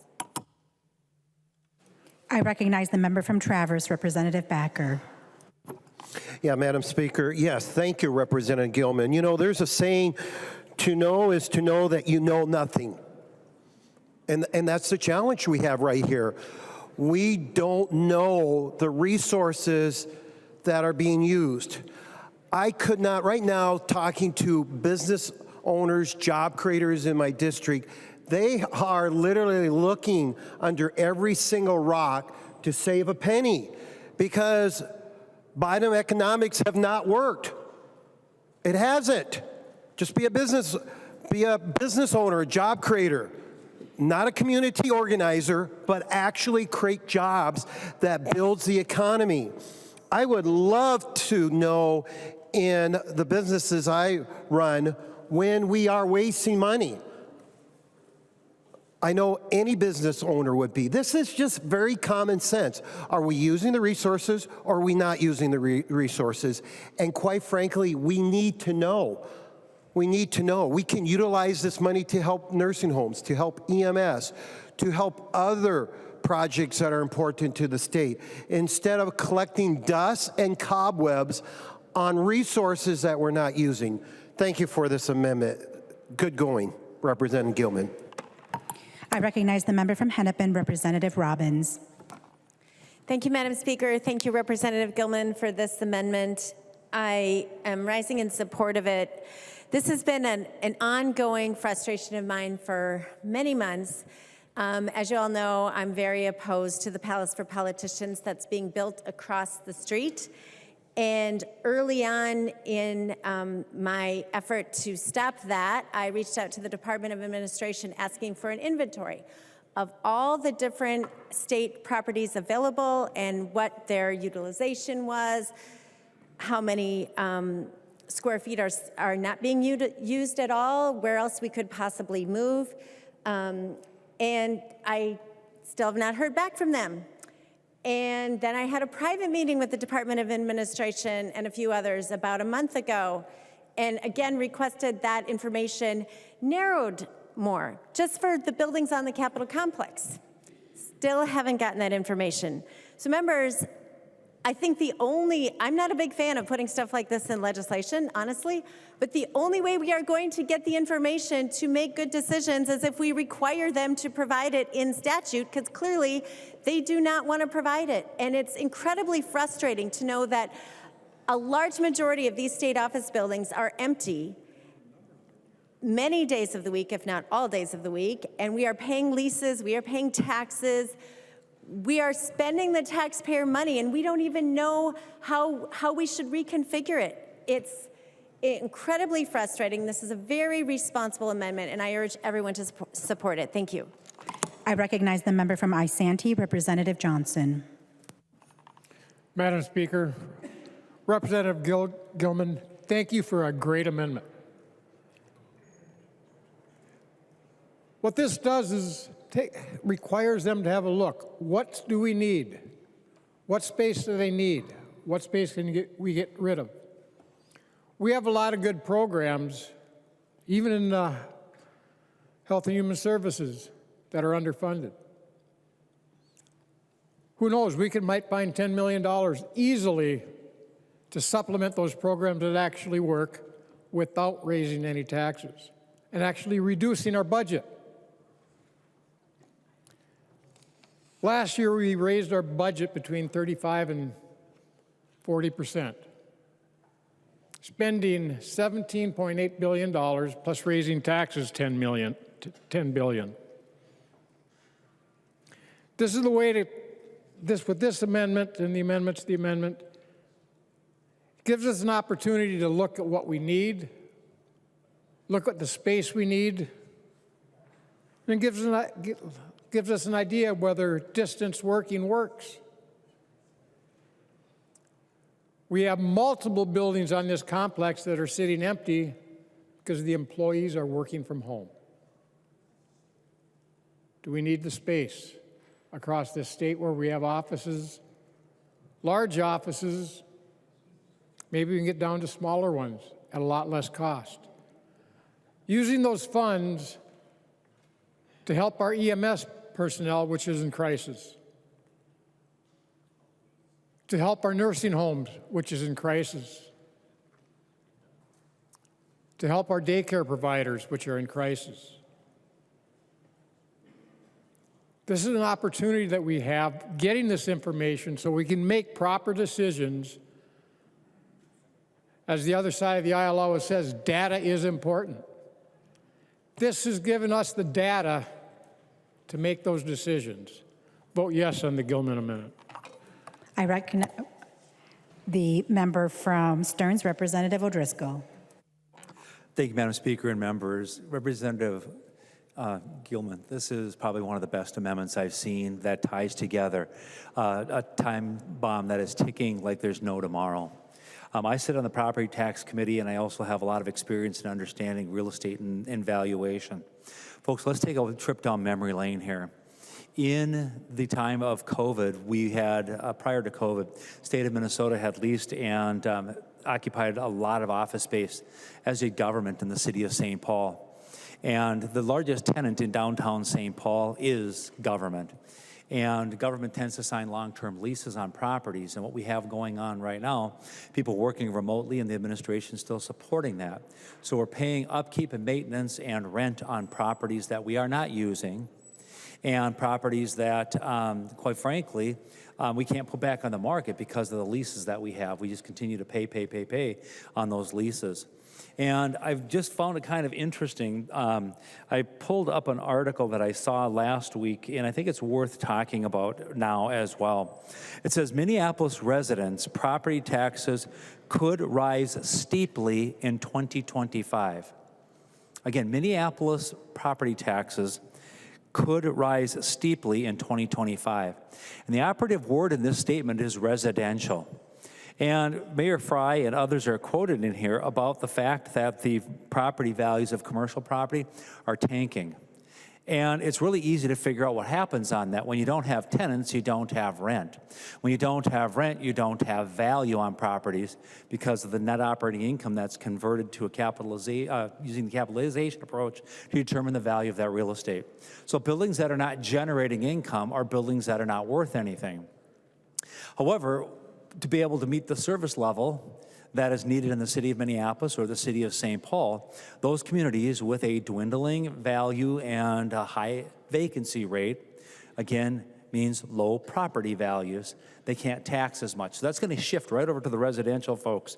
And I also found it kind of interesting that Mayor Fry said, seeing it's all in the article, quoting Mayor Fry, this is not a direct quote of Mayor Fry, but it's an indirect reference to him saying that it's going to be nearly impossible to keep their tax levy at 6.1% or lower as they had originally hoped and anticipated and planned for 2025.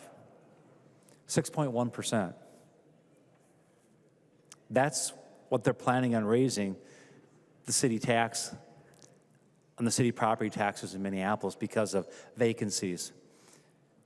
Again, remind you that vacancies in commercial property, vacancies in office buildings means lower value.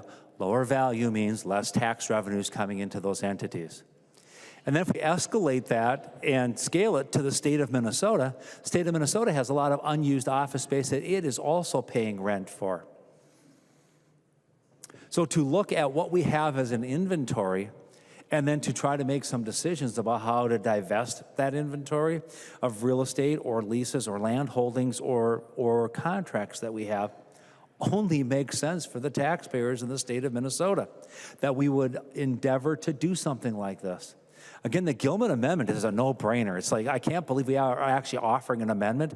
I can't believe that we wouldn't have heard from MMB or some other agency who said, you know, the last 4 years, a lot of folks have been staying home and working from home, and we have this vacant office space. And if we don't have to maintain this office space, that saves money, and we can right-size our workforce around those facilities and the need for those facilities, and actually save the taxpayers in the state of Minnesota some money.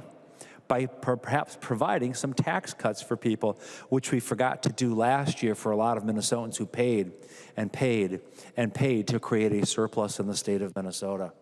Again, it's just a no-brainer. And if that board isn't like 100% green on there, if I was a taxpayer and I was a voter, I'd ask why. Why would you not want to save money? Why would you not want to dig in and find out what you're spending your money on? It makes sense to me. And I will be agreeing, Representative Gilman, on your amendment. Again, I find it just utterly unbelievable that we have to have an amendment on the Minnesota House floor asking for the common sense obvious. How are we using our space? How are we spending our money? Property values are going down. If you take away one thing from my speech today, when property values go down, rents go down because of the shortage of tenants. It means property taxes are going up on someone else. Or, heaven forbid, government would have to step back and say, well, how do we restructure our spending on this? So we talked about this in the tax committee last year, and boy, I tell you what, the folks from Ramsey County, the county commissioners, they're scrambling to get up to the testifying table to say, he's right. He's 100% right. We are experiencing that right now in St. Paul. And Minnesota, the state of Minnesota is going to be a contributor to that for those privately owned properties. Or if the state of Minnesota owns real estate and we're not paying property taxes on that, divesting ourselves of that and putting it back out of the marketplace, albeit probably one of the worst times to do it as far as trying to get a return on your investment. Because again, as rents go down, values go down. When values go down, taxes go down, or they have to be shifted. The city of Minneapolis has already disclosed to their taxpayers and to folks how they plan on doing it. I suspect that the city of St. Paul will have a similar story, and the state of Minnesota's story is really the same as well. It's just that we're a bigger government where we don't necessarily budget the same way as our local government does. And the process is different about how we move into budgeting here. So members, again, a green vote, again, I can't believe we have to have an amendment on this. This is just common sense. Business 101 that you would be looking at this and trying to figure out where your expenses are and how you can rein those in as times have changed. Thank you, Madam Speaker and members. To the author of the amendment to the amendment, I recognize the member from Wright, Representative McDonald. Madam Speaker, my apologies, Representative Gilman. I was out of the chambers when the amendment came up and just studying it.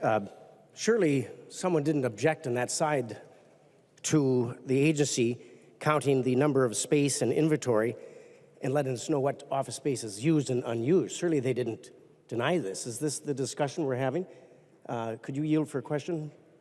Madam Speaker, would Representative Gilman yield for that question? She will yield. Representative McDonald.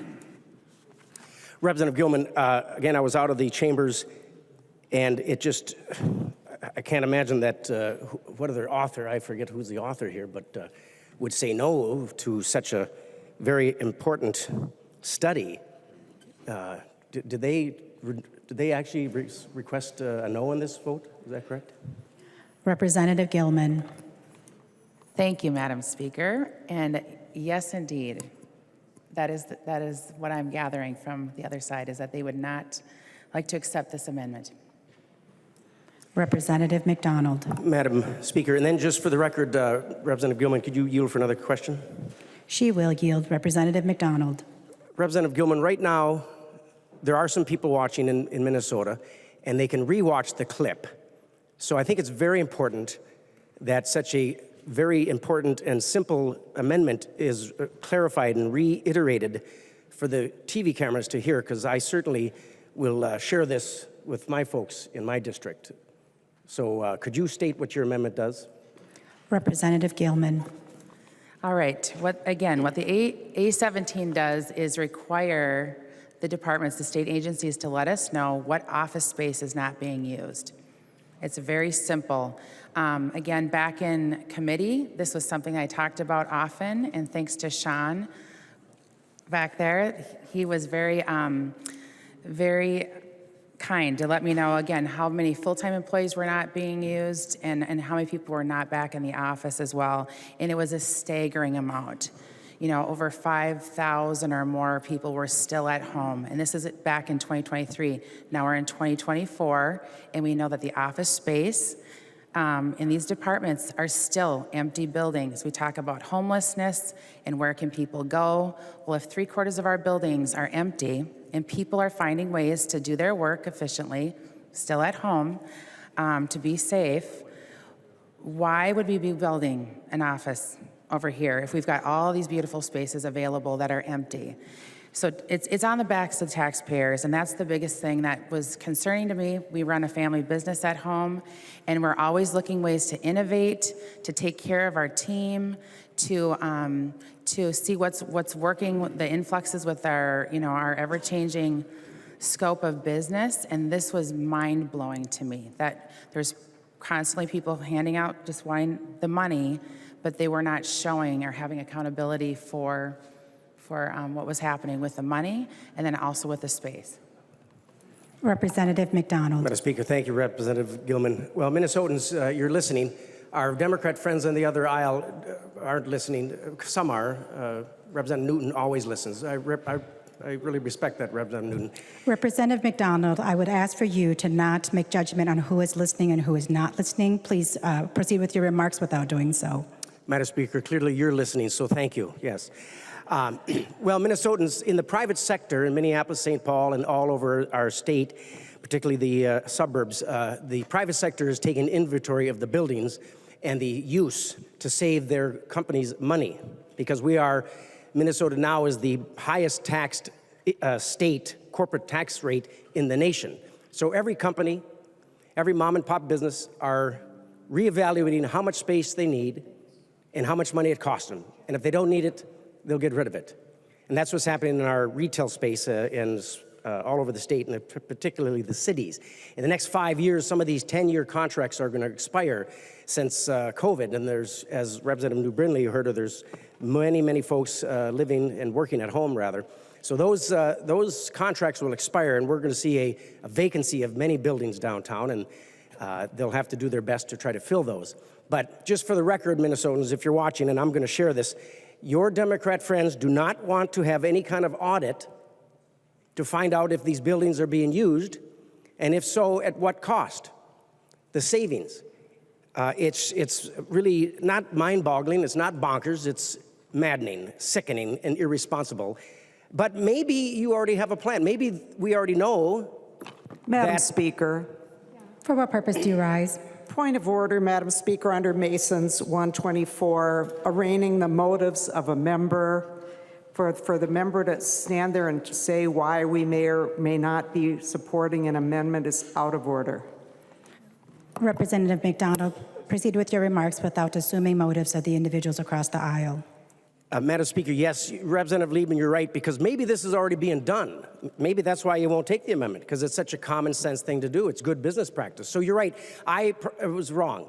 I shouldn't question your motives or the fact that you wouldn't take this amendment, because perhaps it's being done already, because it's such a common sense thing. So I hope that if this is Representative Gilman, would you yield for another question? She will yield. Representative McDonald. And I'll be quick. I'll be done here quite quickly. But Representative Gilman, perhaps since this is your amendment, I probably shouldn't have spoke on it anyway, but it's such a common sense thing. And if I say one thing on the House floor today, it's going to be about this amendment, because I can't believe it's not being done or they wouldn't take it. Perhaps in the infinite wisdom of the great people here in St. Paul, they're already doing this inventory of office space. Maybe that's why they won't take this. Do you think that could be the case, Madam Speaker? Representative Gilman. Again, I believe that the data is there, and no, we have not gotten the information back to us, so that's why I brought this amendment, just so we could look at ways that we can save money and be responsible with the taxpayer dollars.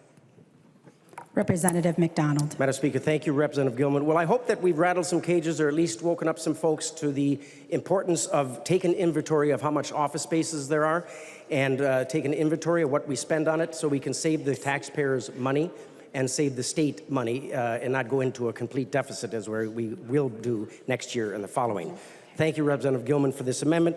And Minnesotans, you're watching. Let's see how we vote on this, that we are smart enough to take inventory of what we have here in the state, just for one department, Department of Health and Human Services. Madam Speaker, point of parliamentary inquiry, please. State your point of parliamentary inquiry. Has there been a roll call request on this amendment as of this time? Representative Driscoll, there has not been a roll call request on the amendment to the amendment. Madam Speaker, I request a roll call on this amendment. The roll call has been requested. Seeing 15 hands, there will be a roll call. Thank you, Madam Speaker. I recognize the member from Hennepin, Representative Cleavorn. Thank you, Madam Speaker. And I wasn't going to speak to this amendment to the amendment, but I would like to let the members of this body know that there is a strategic facilities plan which lays out a space utilization analysis, portfolio analysis, and that admin is currently in the process of looking into all of the vacated space as leases expire. And I would just encourage members, you can look at it. It's called the Strategic Facilities Plan. Thank you. I recognize the member from Olmsted, Representative Quam. Thank you, Madam Speaker. I'm really happy that there's a strategic facilities plan, but I and many other people have asked this question over many, many terms, and there hasn't ever been a really good response, whether it was when I was on higher ed, utilization of the campuses and possible sharing of those facilities with local government, or every other department and area that has huge office space expenses. Would Representative Cleavorn answer a question? Yield? She will yield to a question. Representative Quam. When was this started, and what is the date they'll actually finally let us know? Representative Cleavorn. Thank you, Madam Speaker and Representative. The latest facilities report that I have before me is dated November 22nd, or 2022, and it has in its plan, there's a very good executive summary that you can read. It talks about space utilization analysis, it talks about the portfolio analysis, and it talks about the goals of the plan. And I'm just going to sit down for a moment so I can read it better off my computer screen. And the goal of the plan is to support the delivery of programs and services expected by the people of Minnesota, and to make sure that spaces are used efficiently and that the use of taxpayers' funds are also used efficiently. It's a very good report, and I encourage you to read it. Representative Quam. Thank you, Madam Speaker. I'm glad that the majority is receiving information, because obviously we've had multiple members on this side of the aisle who have year after year asked for that type of information. I'm still waiting for 47 and a half questions in the medical committees to get responses and actual data information on those questions. Maybe I should pretend to be from the majority and they will actually answer me. Thank you, Madam Speaker. To the member from Hennepin, Representative Cleavorn. Thank you. Any member on this floor can type in the Google bar and find the report. It's there. It's available to the public. Thank you. I recognize the member from Stearns, Leader Damath. Thank you, Madam Speaker, and thank you, Representative Gilman, for bringing this amendment forward. Thank you, Representative O'Driscoll, for requesting the roll call on this. As you have heard from members of this body, where we have asked repeatedly how much space is owned by the state, how much space is leased by the state, how much is currently empty, how much is currently utilized. That seems like a very difficult question to have answered. We've asked these questions in the Rules Committee as it relates to the state office building expansion, the Palace for Politicians, the building that is going on, and we have been stonewalled and cannot get the information that we need. Unfortunately, the only way that we have had is to bring this to the House floor as an amendment to an amendment. Unfortunately, in this body, the majority is going to vote this down. Now, I have to question the desire for transparency. I would think if an expansion of a state office building and the work that is being done, if that was truly needed, Why wouldn't we have had that hearing in the Rules Committee? Yes, it happened in 23, but it has not happened in 2022 or in 2024. Why wouldn't we be transparent in order to define and explain to the public why this is so needed? Again, this is a way to hide what is out there, empty space across the state, downtown, on this Capitol complex. This is a desire to hide what is actually empty at this time, and all we are asking for in the Gilman amendment to the amendment is that we could be transparent with the taxpayers of Minnesotans so we would know what is being used and what is empty. Members, I would encourage a green vote on the roll call on the amendment for the amendment. To the author of the amendment to the amendment, Representative Gilman. Thank you, Madam Speaker. So again, voting for this amendment, the A17, we strive for better government, more efficient government, and fiscal responsibility. A red vote is against that. It's irresponsible and makes life unaffordable for Minnesotans. Please vote green. There being no further discussion, the clerk will take the roll.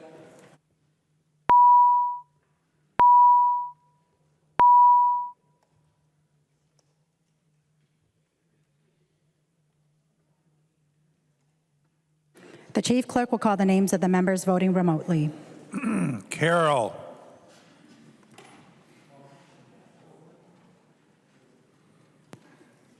Carroll, no. Carroll, no. Cagle. Cagle, no. Cagle, no. The clerk will close the roll.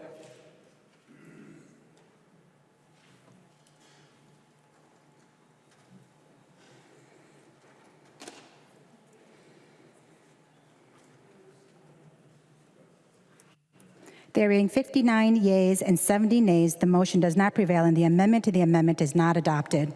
To the underlying amendment. Discussion? Representative Gilman.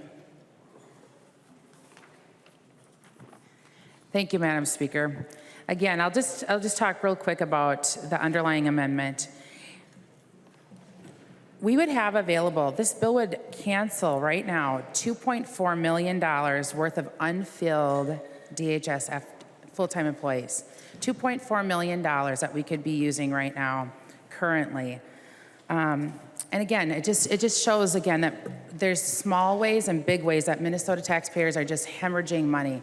This is one way that we could have accountability, and we could have more transparency around what's working, what's not working. So again, I would request a green vote on this. I recognize the member from Chisago, Representative New Brindley. Thank you, Madam Speaker, and thank you, Representative Gilman. It's unfortunate that we didn't adopt the amendment to the amendment. I was trying furiously to look at this report to see if DHS buildings fall under the scope of that study, but frankly, the website kept crashing. So, with this, with the cancel back of these unfilled FTEs. This has been an issue that we, on the Republican side of the aisle, have been talking about for years. Because this is a way that we create a little slush fund in our departments. We allocate funding for X number of full-time employees, or FTEs, full-time equivalents, and then those FTEs go unfilled. Now, we heard in committee that while lots of appropriations cancel back, there is no line item on FTEs. So we actually don't know what is happening with FTEs. What's a little unique this year, and I don't know, maybe it's because we talk about it so much, what's a little unique this year is at least some of our Democrat chairs said, oh, hey, here's a little pot of money we can grab. And so they actually captured the savings of these unfilled FTEs, and then they spent that money again. So interestingly, the Democrats have figured out that actually this is a good idea. This is money that's just sitting out there. We should capture this money because it is not the department's job to decide how they spend it. That is the job of the legislature. It is the job of the legislature to appropriate funds. That is our core function. So what this Gilman amendment would do is say automatically every year they're going to look at their unfilled FTEs, and that money for that year is going to cancel back automatically. Because right now we don't know that that's happening. And in fact, I would suggest that it's likely not. Because if it was automatically happening, our Democrat chairs would have had a difficult time capturing that money as savings to use right now. But they knew they could get away with that. Well, that should be the case every time. If FTEs are going unfilled, that money should come back to the general fund, back to the legislature to decide how to spend those dollars. That's our most basic function here. It's our most basic function. This Gilman amendment simply guarantees that we are capturing those FTEs. And Chair Noor mentioned earlier, when he first spoke on this amendment, that those FTEs need to stay there because we don't do the budget on a one-year cycle. However, Chair Noor recaptured that FTE spending in this very budget. So of course we should do that. And that should happen each year, as the amendment on line 1.14 indicates. It should happen each year.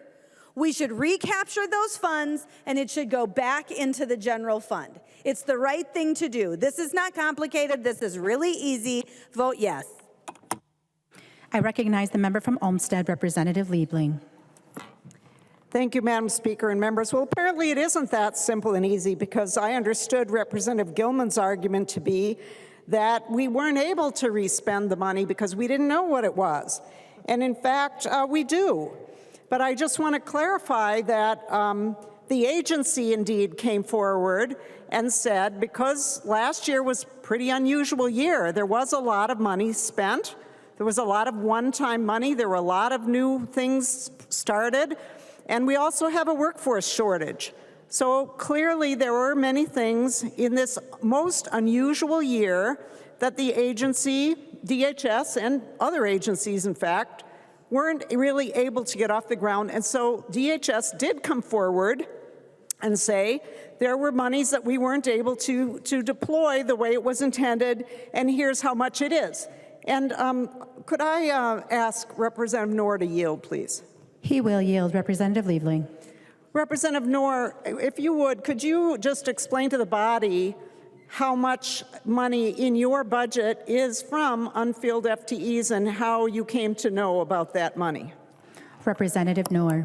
Thank you, Madam Speaker. Chair Liebling, if you look at line 300 on the spreadsheet that we all received, the administrative FTE fund, that the information we got from the Department of Human Services, so we can reuse that fund, it was $2.4 million that we are respending for the purpose of making sure that we meet the needs of Minnesotans. So we got the information from the department, we're reusing it for this fiscal year, but if it cancels to the general fund, it's available to any other area. So this stays within DHS.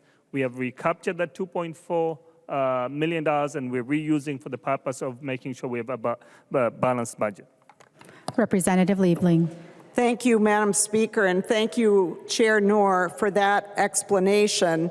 And but this is an unusual situation that we're in. Normally, we really don't get an annual calculation like that. It just isn't really feasible to do. Programs take a longer time to get off the ground often.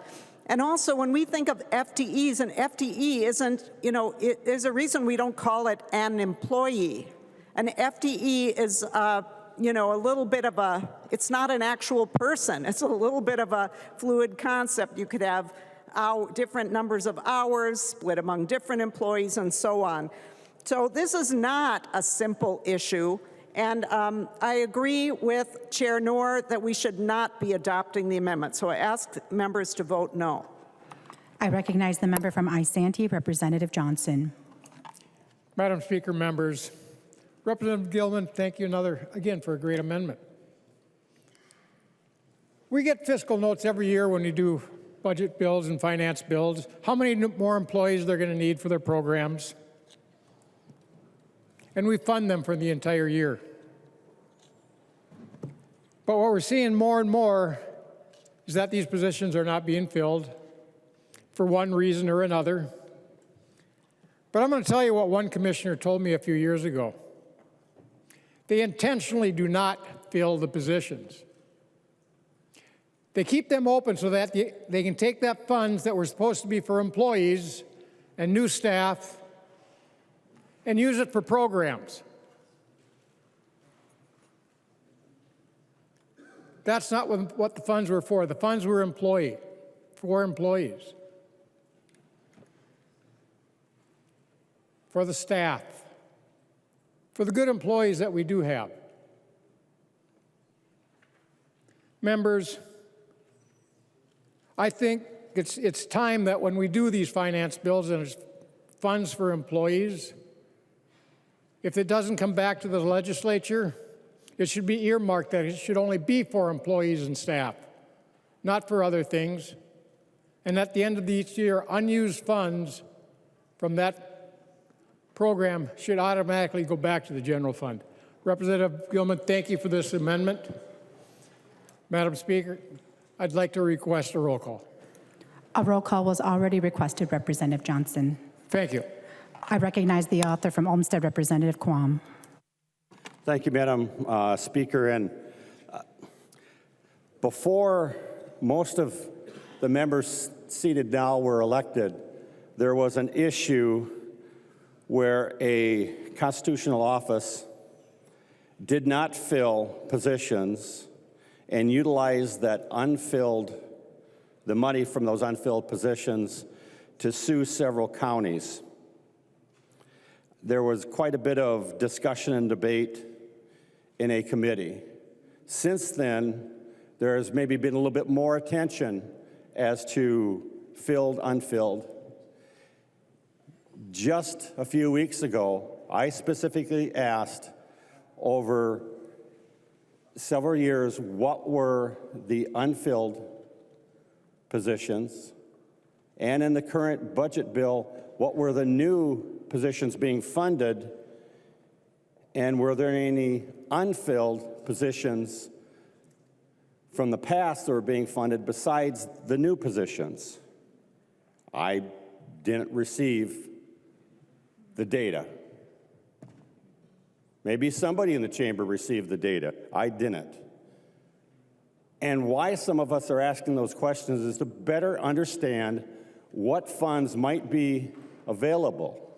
It's fine if the chair has a special quick route to information, which is odd.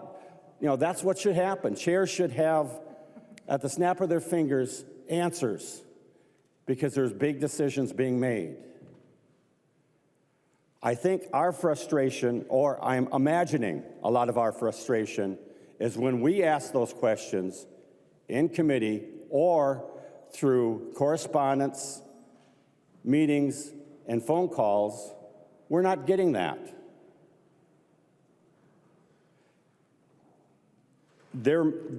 If there's a switch in the majority next time, this amendment will assure, no matter who is in the minority, who is in the majority, that that information will be easily available to any member representing any district. And that's the principle that I think a lot of us are arguing for. Being more informed across the body is better for the body. So I ask for a green. Thank you. I recognize the author of the amendment, Representative Gilman. Thank you, Madam Speaker. And again, I think this has been a great debate today. Thank you so much for information about the unusual year that we've experienced, that we can get the information. I don't believe it's unusual. I believe the spending has been unusual and it's been extreme, and we are coming into a huge scary time of a large deficit. So I think people are looking for ways that we can find money to take care of Minnesotans. And that's why I've been so passionate about understanding this process. I know that there's hardworking people at DHS, and they have the resources. They've got an endless bucket of money that's available to them. And I believe that what's happening here is that we have to start looking at where we can button up the hatchet, where we can button things up so we can be responsible with money. This amendment is very good. It is responsible. It provides transparency. The answers are there. Anybody that runs a business, owns a business, or works with people knows the bottom line. We all know what our margins are. We all know where things are going to be working for us and the common good of people in our team or not working for us. We have to start looking at what is working and what is not working. And this is not a big request to understand how many people are we down? How many more people do we need to fulfill the obligation that was given to us? It's not a very difficult thing to ask for. I know that we've asked in committee again and again, and the fact that you're saying it's available to us, that would be really great to know during committee and during the process. So if people come to us with the information, then we could make good legislation based on what we're getting. So I would ask for a green vote, please. There being no further discussion, the clerk will take the roll.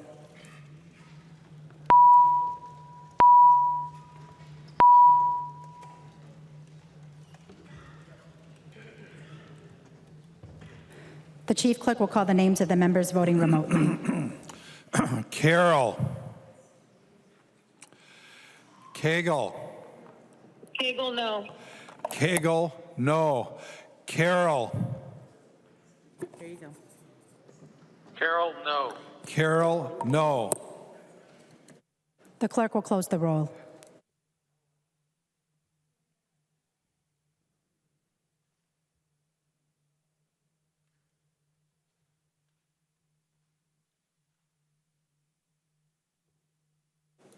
There being 59 yeas and 69 nays, the motion does not prevail and the amendment is not adopted.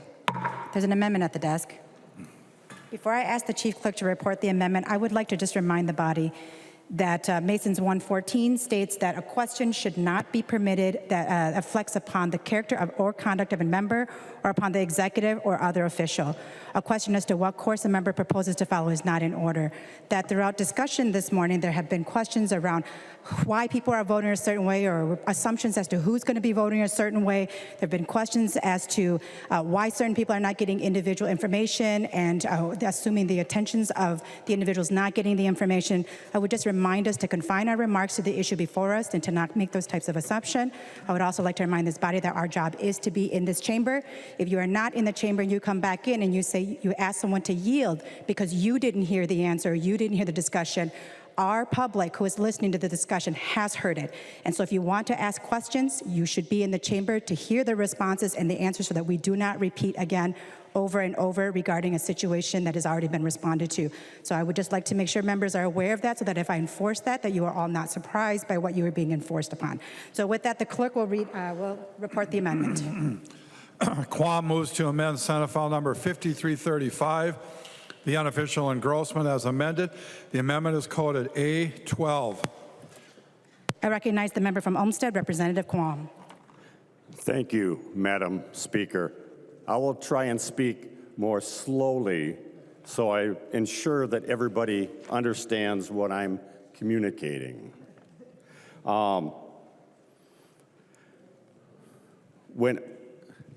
When we look at the bills we're passing now and what things we add so that we can have information to work from, this amendment has two things to it.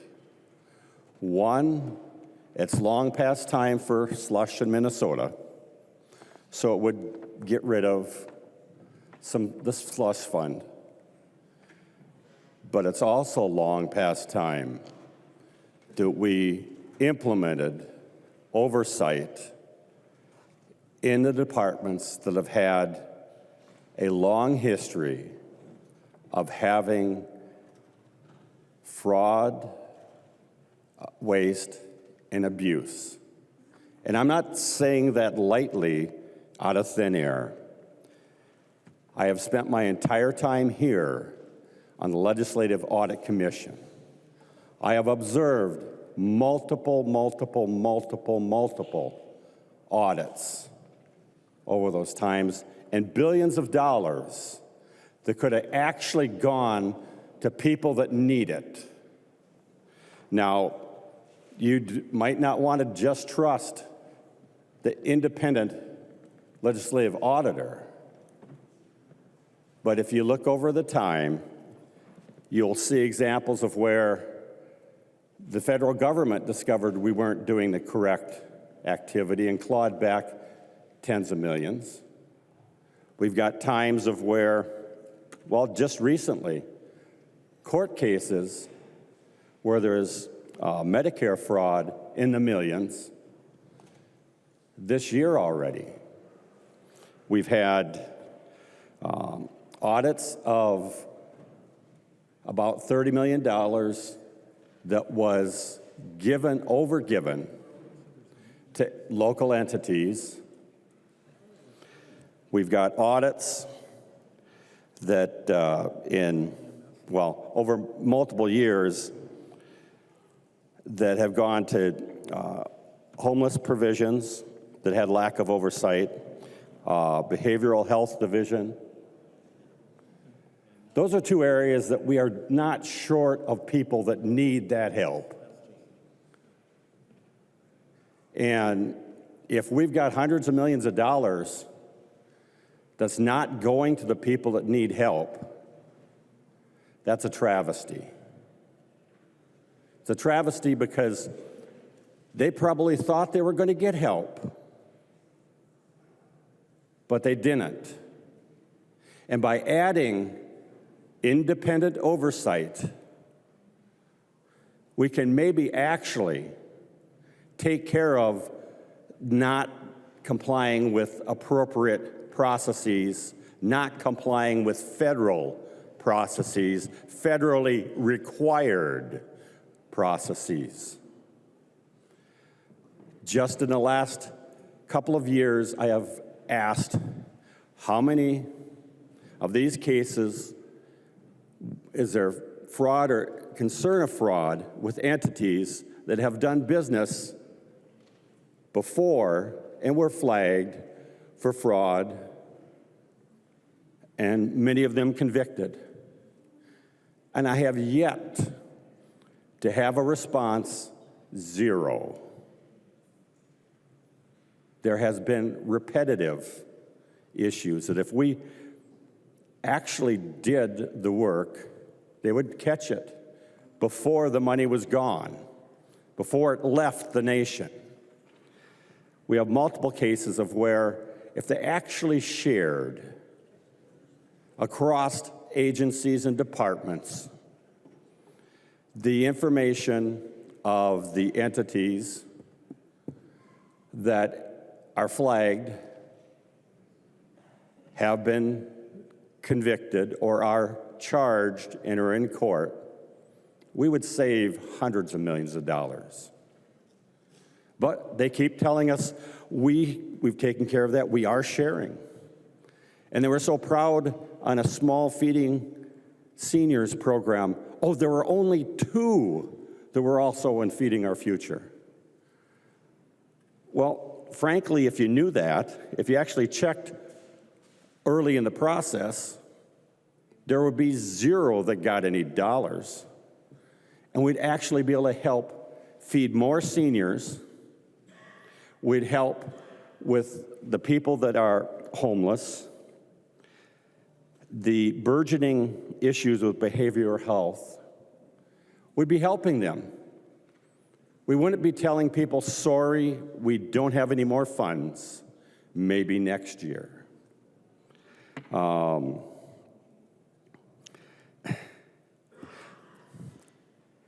If I wanted to, I could stand up now or in third reading and spend 3 or 4 hours quoting out of those audit reports.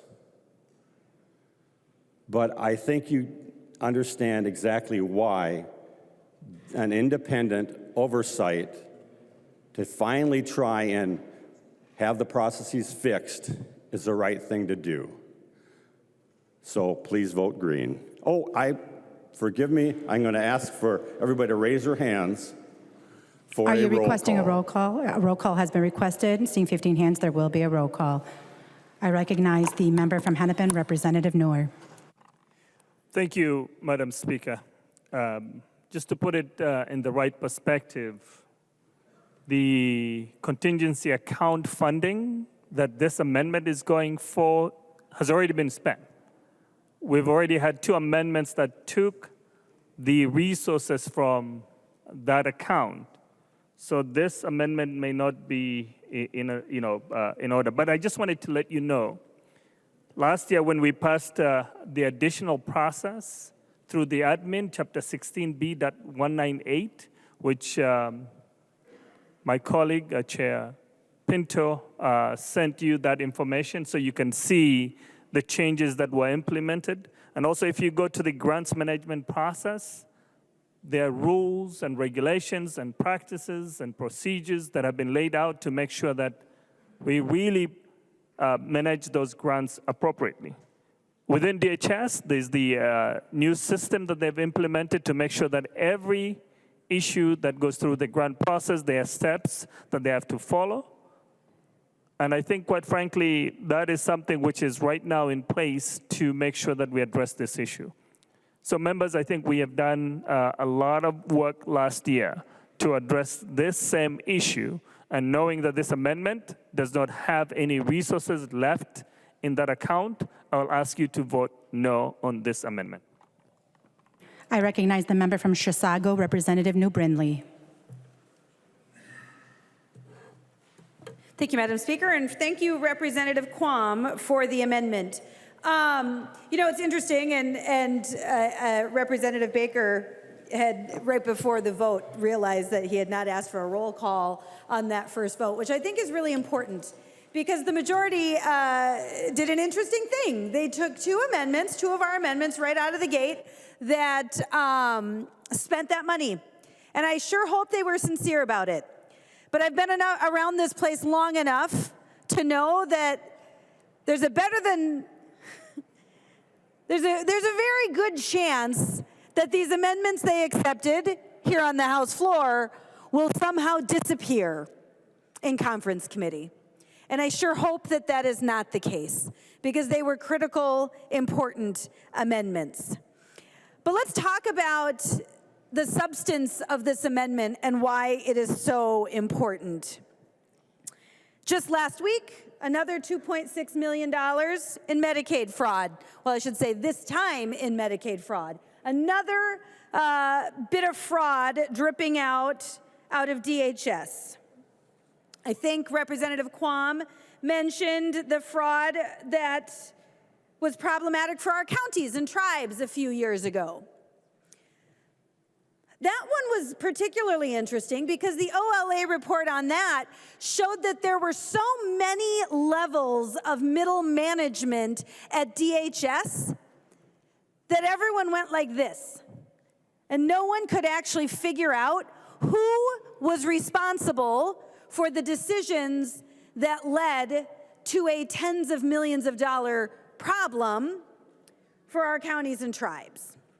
Although ironically, a new department was created last year that literally would not allow efficiencies to be found. It was wild. It was wild. So we've got MA fraud. We had the SUD fraud. I suspect many of us will remember the CCAP fraud that took place a few years ago. And hundreds of millions of dollars literally leaving the state of Minnesota and leaving our country out of the CCAP fraud. Even the Feeding Our Future fraud, which was not technically under the purview of DHS, even that, the vast majority of the fraudsters had links to DHS, had links to the CCAP fraud and others. And you want to talk about these great things you did just last year. So much oversight. Well, you didn't solve the problem, that's for sure. Because with these wonderful new processes you put in place, we just had an OLA report come out stating that DHS has already failed. And do you know how they failed? They're not checking the financial solvency of the nonprofits they're giving all their money to. What could possibly go wrong?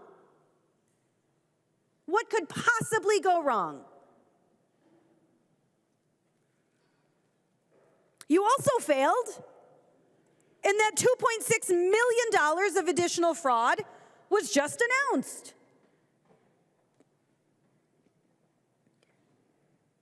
Again, we're told all the time, we got this. DHS does all their own internal audits. They're very effective. We put additional parameters around all the departments to make sure that as they are giving out grant money to all these nonprofits, that it's on the up and up. Your processes have failed. DHS's internal audits have failed. In fact, the vast majority of the fraud has not been discovered by those audits. It has been discovered by whistleblowers and the press doing their job. That is how we have learned about the hundreds of millions of dollars that have been wasted and abused in the state of Minnesota. So Representative Quam, thank you. Thank you for acknowledging that the internal workings of government are not succeeding in this area. And it's time to bring in a third-party vendor to audit the department. It's time to bring in a third-party vendor to examine the financial oversight at DHS, because frankly, they have failed us. It's time to look at the grant policies, because even with the new state law, they have failed us.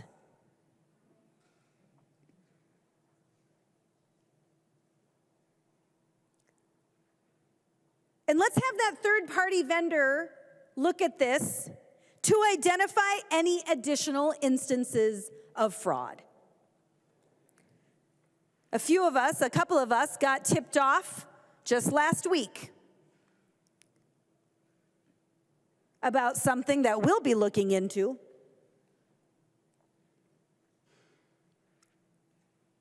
It's absurd.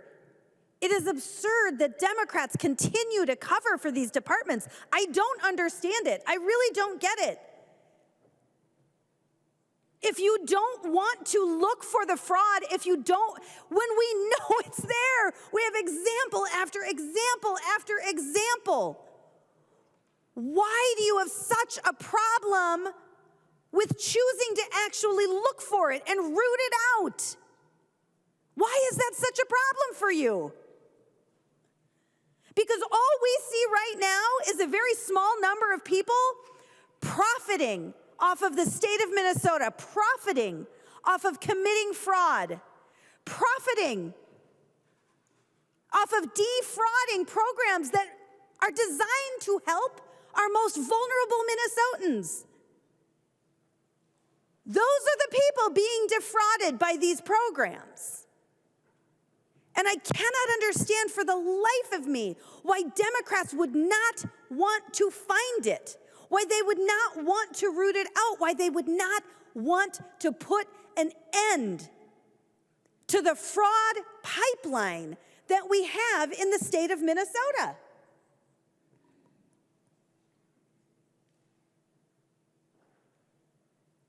What you are doing is not working. What the department is doing is not working. At some point, we have to choose something different. We have to make a different choice. Somebody already said it, right? The definition of insanity? Doing the same thing over and over again and expecting a different result? You are not getting different results. Just last week, we had more fraud. Last week. What you are doing doing the same thing over and over and over again is not working. And you know who pays for it? Every Minnesotan, and perhaps most importantly, the most vulnerable Minnesotans who should actually be the beneficiaries of these programs. Not these fraudsters who are making millions of dollars off of lax oversight, because that's what this is about. Representative Quam requested a roll call. Excellent, because I sure hope that we all choose to be on the record. And I hope we choose to be on the record for doing the right thing, for protecting the taxpayers of Minnesota,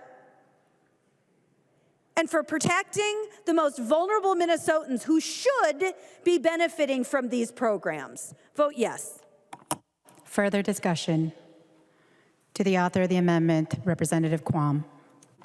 Thank you, Madam Speaker. And to the people watching, you know, you probably could understand it better. It's like having laws against crime that aren't being enforced and don't prevent crime. We have policies and procedures that have been around for a long time. We add some every now and then, but they are not being followed. They're not being performed.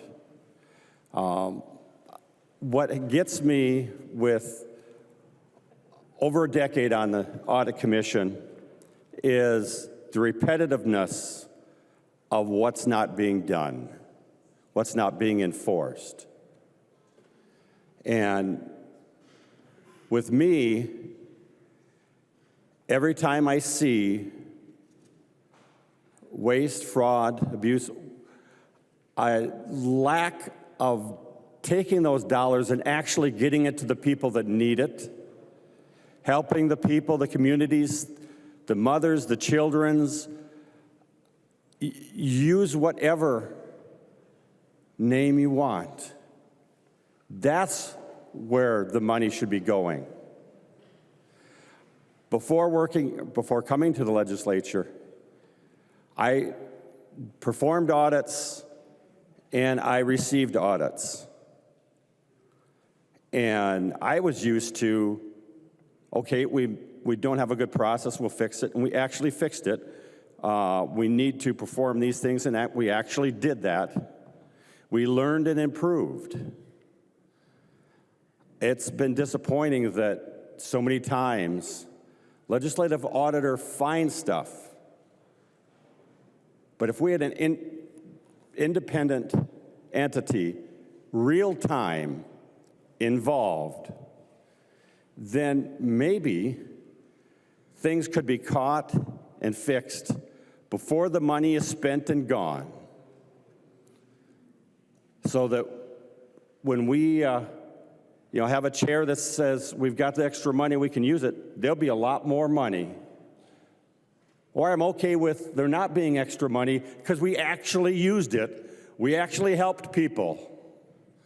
Because that's why we're here.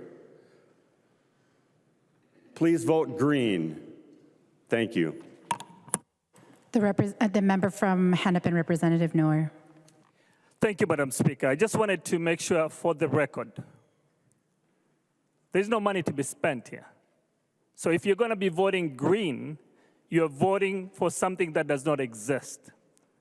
So I wanted to make sure for the record people understand that we have spent from the previous amendment that were introduced by the Republicans so that we can have a budget that is more balanced and ready to go. For someone to say that we're going to be spending something that doesn't exist is wrong. So I'm asking all the members to vote no on this amendment. I recognize the member from Chisago, Representative New Brindley.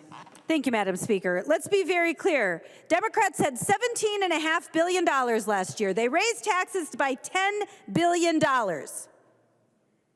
And they chose to spend it on a $750 million fix for a leaky roof. That's why we are having this conversation. Because of Democrats' misspent priorities. And part of that is not holding DHS accountable for the fraud that they oversee. Vote yes on the amendment.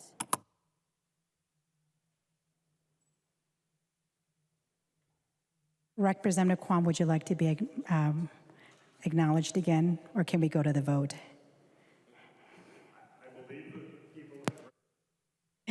No further discussion. The clerk will take the roll.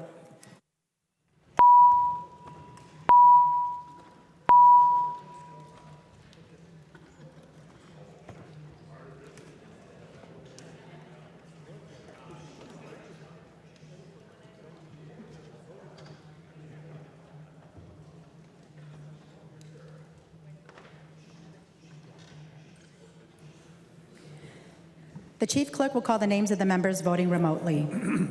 Carroll. There you go. Carroll, no. Carroll, no. Cagle.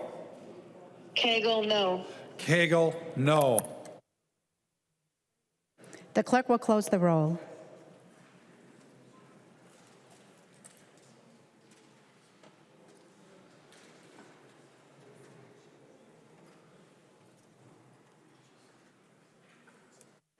There being 59 yeas and 70 nays, the motion does not prevail and the amendment is not adopted. There's an amendment at the desk. The clerk will report the amendment. New Brindley moves to amend Senate File Number 5335, the unofficial engrossment as amended. The amendment is coded A11. I recognize the author of the amendment, the member from Chisago, Representative New Brindley. Thank you, Madam Speaker and members. So you may remember at the end of last year, at the 11th hour, we pulled the Democrats over, kicking and screaming, to get a little bit of funding for our nursing homes. As part of that deal, Democrats would not allow any spending that would actually help solve the workforce issue, help make sure that our nursing homes were solvent. That $300 million could not be used for any of that. What we did instead is we created a loan program. A loan program which, frankly, I was very skeptical of. A loan program which, frankly, many of our nursing homes have still not been able to take advantage of because they are so leveraged that they can't take on additional debt. However, it's a loan program that has proven really important for many of our distressed nursing homes. In fact, in committee, we were given some misinformation. We were told that of the $100 million available in the loan program, that only $45 million had been accounted for in applications, and that's not true. So I want to make sure that we all understand that that number is wrong. And actually, almost all of the $100 million has been accounted for because distressed nursing homes need that funding. 90% of the existing funds have already been requested.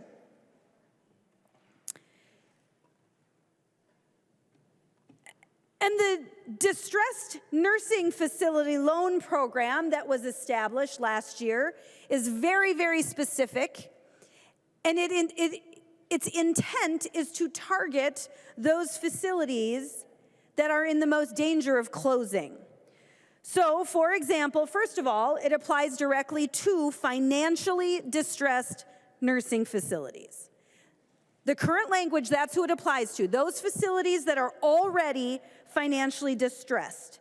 And let's talk a little bit more about that, what that means.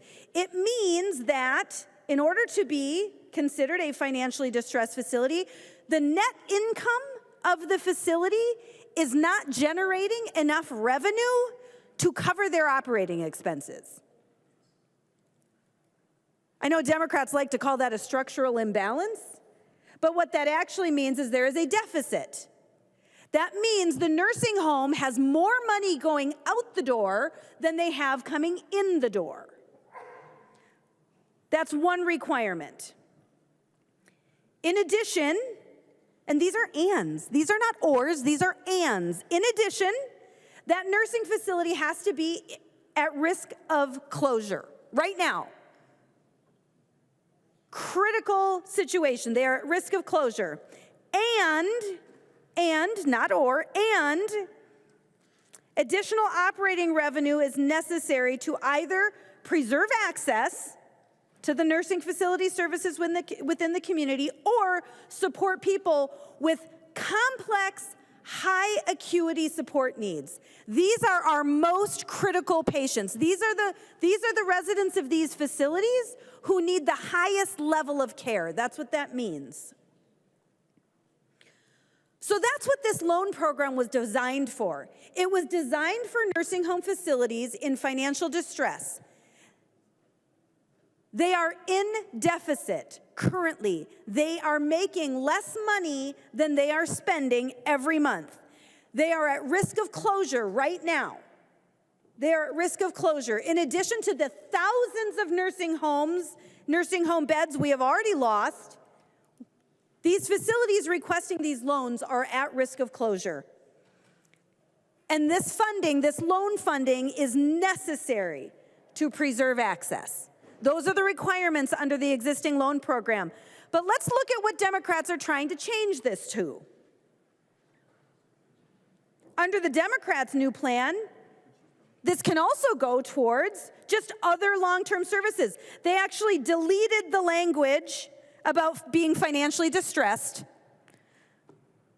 So now anyone can have it. You do not have to be in financial distress. It now no longer just applies to nursing home facilities. Now it's long-term services and supports providers. Massive expansion of who is eligible for this loan program. And now it can be used for nursing facilities with a medical assistance provider, so they have to take MA, that are licensed as a nursing home or boarding care home.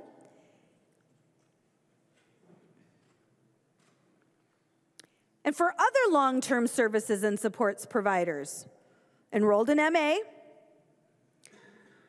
provide home and community-based services, personal care assistance, community first, early intensive developmental and behavioral intervention, home care services, customized living services. We have just opened this up to almost anyone. And this is the part that I really think is interesting. While we have nursing homes at risk of closure, we are now opening it up to almost anyone. And this can now cover just additional operating revenue necessary to preserve access or expand services. Expand services within the community or expand services to new communities. The underlying language in this bill completely guts the intention of the financially distressed nursing facility loan program that we passed last year. It completely guts the program.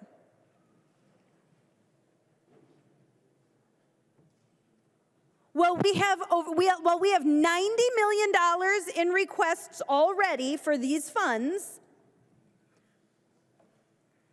We are completely gutting the program and opening it up to almost anyone. Not financially distressed, not in trouble. They can be doing just fine, but if they want to expand, well, we're gonna help them expand instead of protecting our senior citizens in nursing home facilities. So what the A11 amendment does is it deletes these changes to the distressed nursing home facility loan program, and we make sure that it is being funded adequately.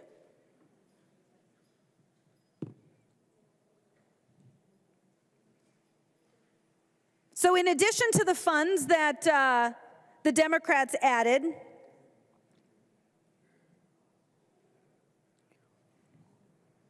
we're adding funds to ensure that our financially distressed nursing homes, our nursing homes in danger of closing, our nursing homes who are spending more money every month than they are bringing in, have some level of protection. That's what the A11 amendment does. Madam Speaker, I'd like to request a roll call on this amendment. A roll call has been requested. Seeing 15 hands, there will be a roll call. Thank you, and I would request a yes vote. I recognize the member from Hennepin, Representative Noor. Thank you, Madam Speaker. For the record, again, the A11 is also taking away from the same fund that we've already used. But for the sake of just conversation, because that's what we're doing here, rather than trying to legislate and do the right thing, last year alone, in 2023, we funded the nursing homes $86 million that went out in August 2024 to all nursing homes as a payment. Just in the next 2 months and a half, nursing homes will receive $87 million that will go directly to the nursing homes. Members, we also invested $75 million as a one-time payment for workforce incentive for the nursing home workers. We also increased a temporary rate for $12.35 of about $50 million. Members, we also invested $10 million for critical access nursing homes that serve the rural areas. Not only that, we're also talking about the financially distressed nursing home. We have $93 million that was allocated as a loan program. Do you know what we were told when we had a loan program? The loan program will not work for the nursing homes. And during the conversation in the hearing, by the time that the application was due, $45 million was out. And as of today, the applications that the department received is about $89 million. Let me explain about that funding. It's a zero-interest funding, no payment for almost 2 years for the nursing home facilities, but the program will sunset. It's going to end. There'll be no funding that will continue in that program. Members, if you look at this process, the estimated investment that we made additional to that was almost $1 billion in nursing homes. We had 7.3% increase in 2024. We've got a projected increase for nursing homes of 5% in 2025. Members, it's not that we haven't invested in nursing homes. We have done that. But what I'm looking through right now is to take from nowhere, where money spent in the previous funds, that we adopted the amendments which we are committed to. When we changed the ORAC money to general fund, we took it from the so-called slush fund. When we made sure that we are paying for the substance use disorder rate increase, we took from the same funds. But nothing is left there. Right now, we are trying to do the same. We need to be more clear. We need to be more serious, that we can see the changes that we have adopted, that the process that we're going through does not work. And quite frankly, we'll talk more about, because there are several amendments about the nursing home, and I can explain what we plan to do with the funds that are being spent for the distressed nursing homes as a loan program. Members, vote no. I recognize the member from Meeker, Representative Erdahl. Thank you, Madam Speaker and members. I'd like to thank Representative New Brindley for bringing this amendment forward. I appreciated the comments that she's made about this, and appreciate Representative Noor talking about the funding that they have been working on. But I want to say that whatever we're doing isn't enough. More needs to be done for our nursing homes, because they certainly are distressed in Minnesota. I have a couple of nursing homes in my district that have closed recently. The funding is critical. Nursing homes are so important to our small towns in Minnesota. They are the largest employer in many of them. They are vital to small town economies, to say nothing about the need for health care for our elderly that these homes provide. Please, don't gut the funding for these programs. I recognize the member from Isanti, Representative Johnson. Madam Speaker, Representative Noor, thank you for this amendment. I don't know if you, any other members have had to deal with it, but I had to deal with getting both my parents and my mother-in-law into a nursing home. Fortunately for my dad, he was smart enough to look with his age and his health conditions. He decided to go into independent living in one of the nursing homes in my community. That only took 22 months to get us opening. But once they were in, and after my father passed away, about 14 months later, my mother had to go into assisted living. Because she was there, they were able to transition her very quickly into the assisted living. And it wasn't many months later she had to go into the memory care. Unfortunately, she was only there for about a month and a half before she passed away. But she was able to get the care she needed while she was there. Then we had to find assisted living for my mother-in-law.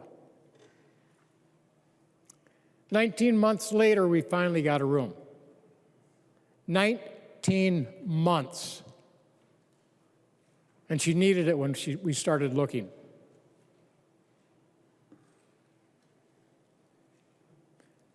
While we were debating this issue last year, there was at least 2, if not 3 nursing homes in Representative Keel's district alone that had to close. Yes, the state does assist some funding, but it doesn't cover everything. It doesn't cover the costs. A lot of times, if they do have insurance, it covers most of it. But if it's the state is paying for it, it doesn't even come close to covering the actual costs.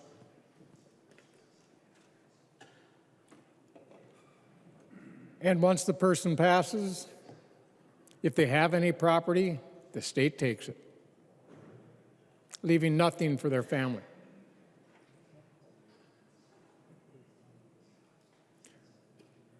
We need to do more for our nursing homes. They're so important for our communities, but they're also very important for our senior citizens when they need to move into that situation.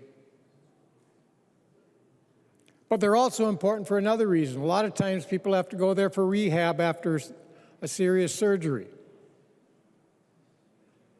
But there's no beds for them. So what happens? They spend the whole time in the hospital, racking up huge bills and possibly putting them into bankruptcy.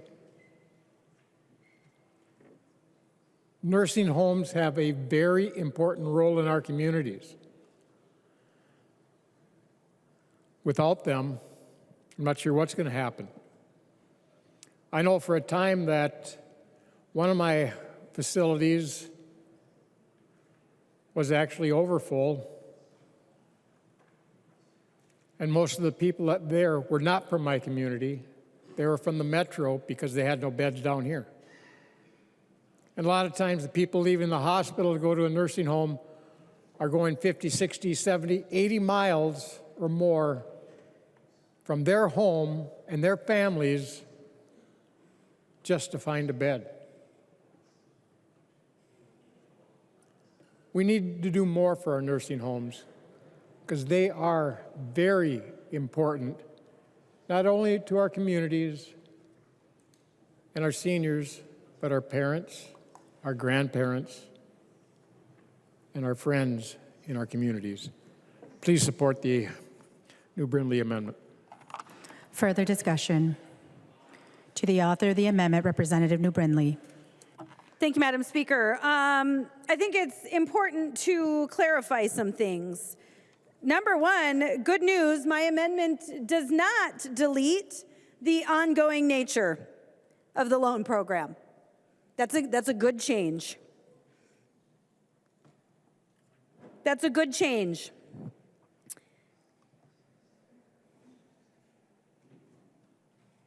But let's talk about some misspent priorities and misplaced priorities. We were told a minute ago that it's not like we haven't invested in nursing homes. We gave them a temporary rate increase. Let's focus on that word temporary. Guess what? A rate increase that goes away creates a cliff. Creates a big problem for these providers. Critical access facilities, they got a pittance. I was so embarrassed to see the amount of money that our critical access facilities got. And until we fought you, until we brought you kicking and screaming to come up with the $300 million, that was all the money there was for our nursing homes. It was a pittance. It was an embarrassment. And even with the money that we convinced you needed to be spent, Democrats still chose to spend hundreds of millions of dollars more to fix a leaky roof on the state office building than they would on our senior citizens in nursing homes. Hundreds of millions of dollars are going for a palace for politicians instead of nursing homes.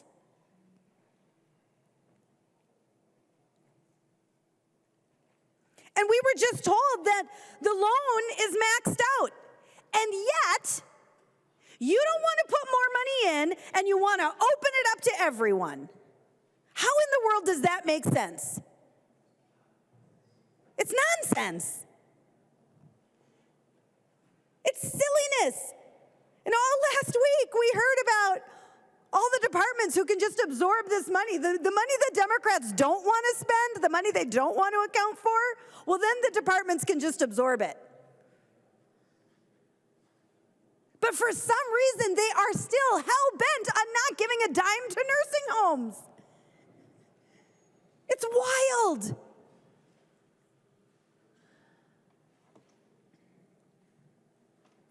It's wild.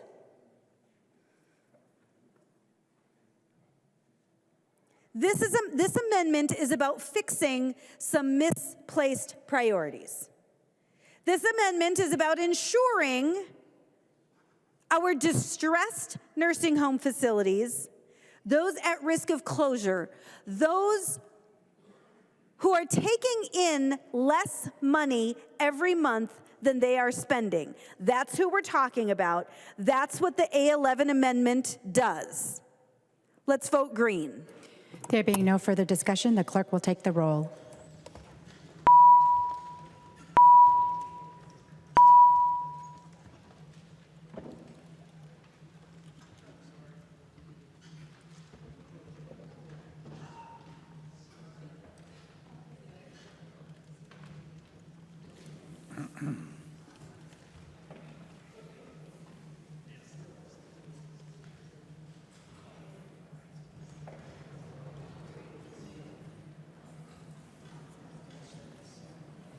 The chief clerk will call the names of the members voting remotely. Carroll. Carroll, no. Carroll, no. Cagle. Cagle, no. The clerk will close the roll.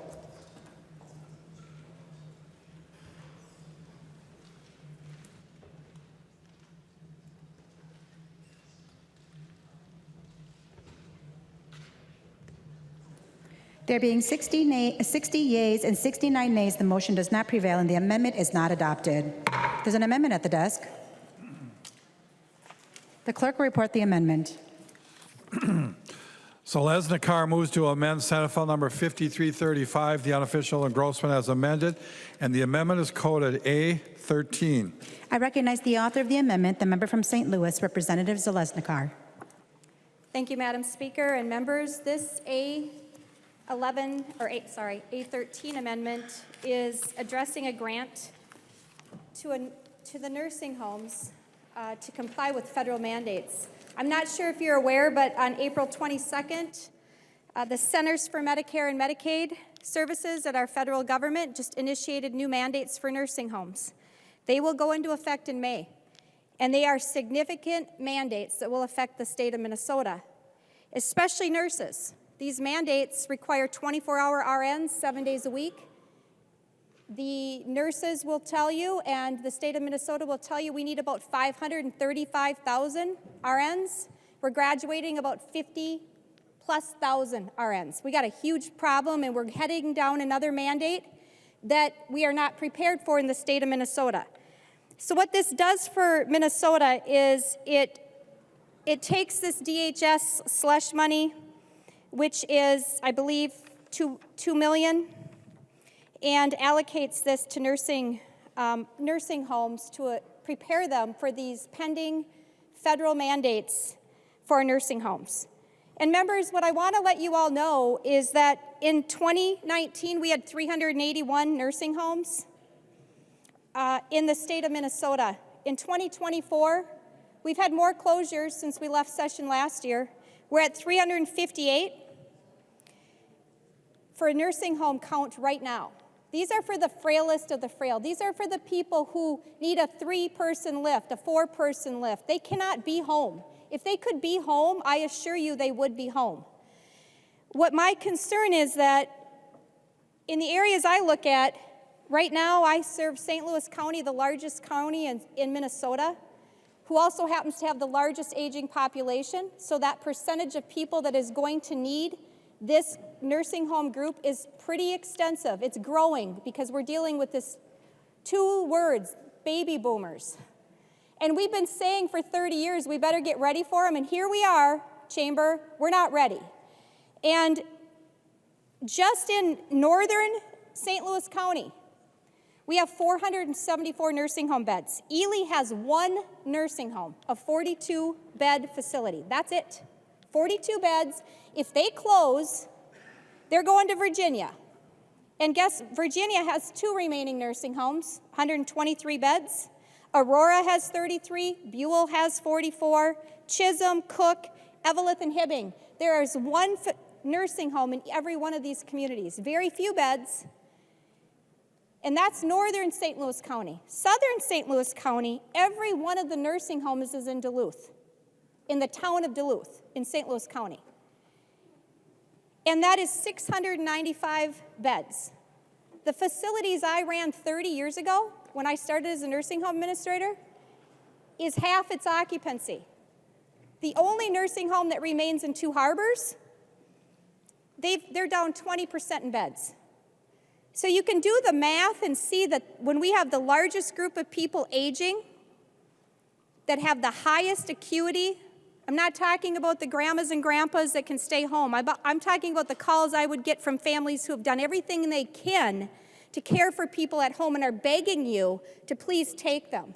And there's simply no beds. And if there's beds, there's no staff. So either one of them are an equal problem. So members, what we have here is a situation where we're losing nursing homes at a moment when we have the highest acuity in the state of Minnesota. So as your parents are aging, which I'm sure you're in the same bucket as I am with aging parents, I'm not sure if you're building a granny pad on your house or your property, but when there are no nursing homes, who is going to take care of your parents? Because even if you have 12 weeks off for paid medical leave to take care of somebody after surgery or for an episode is not a lifetime of 24/7, 365 days a year. And the calendar in a year has more than 12 weeks. So when you need to go back to work and these facilities are all closed, are you ready to move in your mom and dad, your grandma and grandpa, and your aunt and uncle? Because I'm not sure they're going to a homeless camp, or that's going to be the backup plan for Minnesota. To put our seniors, we've added more vets beds, but there are many of our seniors in 5.6 million that have not been in the service and would not be eligible for our new veterans facilities. And so we are in a situation right now where clearly we've talked about the nursing home loan grant, and Chair Noor and I have had conversations about the importance of this.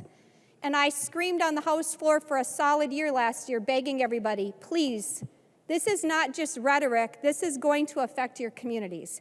And I just looked at the roster of where our towns are, every one of your districts, every one of the ones I serve. If you go back home, you're gonna find there's one nursing home left. And if it does close, we're talking about 90-year-old spouses driving for 2 hours, 3 hours to see their husband or their wife, or for you to see your mom and dad. And that's the reality we're at, because the only option is, it cannot be the hospital. We cannot just have them all be boarded in the ER when the families are at the brink and they can't care for them. So members, I would urge a yes vote. Nursing homes have not stabilized. We have not stabilized our nursing home field, and it's a lot of reasons. And it started before the pandemic. We've known we were gonna have a baby boom spike for a long time. And there is a real problem with being able to care for our most vulnerable seniors in the state of Minnesota, and it doesn't look good. So members, vote yes. I recognize the member from Hennepin, Representative Noor. Thank you, Madam Speaker. Here we go again, going after the same fund over and over again that we've already spent. So members, we're talking about nursing homes. The standard that we just had from Representative Zelesnika says that they're required to provide 3.48 hours per resident per day of nursing service. That's it. Members, we're talking about nursing homes. That's where the nurses are, to provide the care for the residents who are being served in that facility. So we need to be clear. We're not talking about any other setting. We're not talking about anything else. We're talking about nursing homes. And the way that this bill is drafted is taking $2 million that we've already spent earlier on today. So please vote no. Further discussion. The member from Chisago, Representative New Brindley. Thank you, Madam Speaker. And we just heard that these federal standards that are coming into place, it will require 3.4 hours of nursing hours per day. But you know that has to be paid for, right? You know that those hours don't just magically appear, right?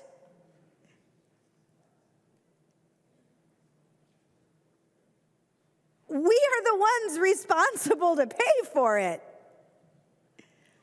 Those are not resources that just magically appear out of nowhere. I mean, I guess the one thing we can say is at least federal Democrats are consistent with Minnesota Democrats, and we sure love our mandates. We sure love our mandates. What we don't like is paying for them. I'm sorry that federal Democrats just put us on the hook for this spending, but we're on the hook. So you better figure out how to pay for it. You better figure out how to pay for it. And you're right, here we go again. That's exactly how we feel. Here we go again, and again, and again, and again, and again. We are trying desperately to keep our nursing homes solvent. You are trying desperately to kill them. That's what this comes down to. And Representative Zelesnikar gave you the numbers. We're down to 358 from 381 and countless additional beds. Representative Johnson just gave a perfect example regarding his own family.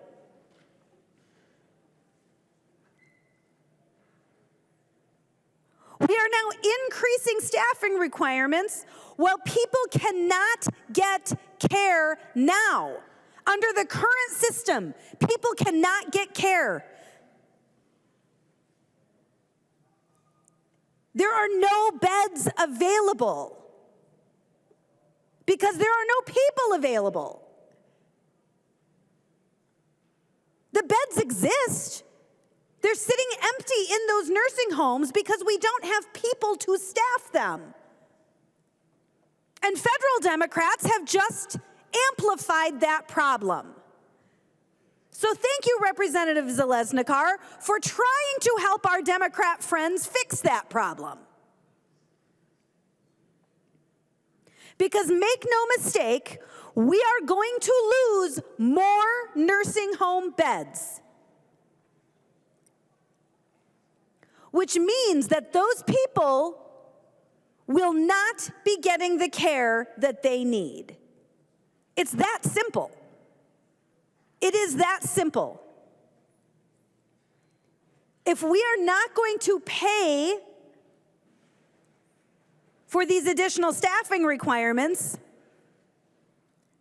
the staffing requirements won't go away. What will go away are beds for people who need them. That is what is going to go away. So we as a body can either choose to fund that, or we can choose to watch as more senior citizens lose the care that they need.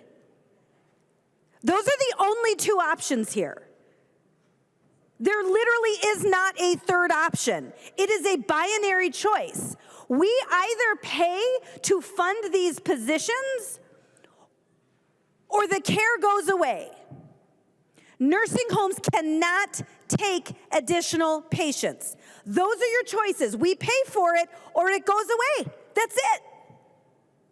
So thank you, Representative Zalesnikar, for trying to do the right thing and pay for it so that our senior citizens can continue to get the care that they need. I recognize the member from Douglas, Representative Franson. Thank you, Madam Speaker. Members, thank you, Representative Noor, for your comments. It was reminding me of a visit that I had with a local nursing home back in January, just a week or so before session started, just to go over what was going on, how the funding that was provided last year was working out for the facility, and to get feedback from employees.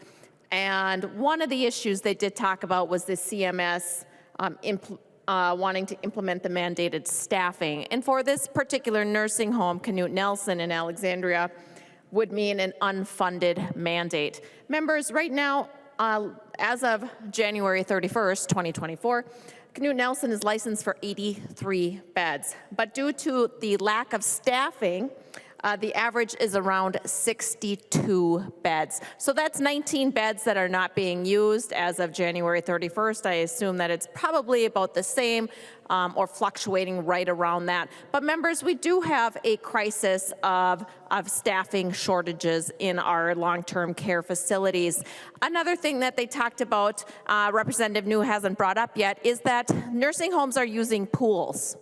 So if they cannot find employees, they're hiring quote-unquote traveling nurses, okay? So these are individuals that don't live in the area, but they are called in and they do a contract of, a month or two or a few months, filling in the needs there, and then they go on to another place, and that's their job. It creates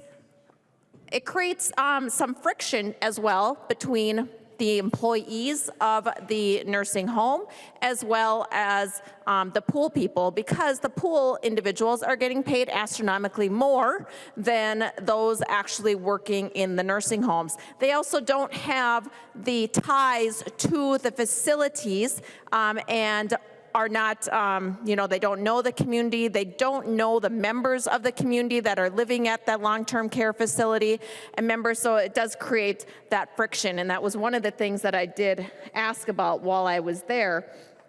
And then, of course, we still have not addressed the 21-month delay for the true cost of care. That's still an issue. So nursing homes are reimbursed 21 months previous to, they're going off of what, 21 months previous to today's.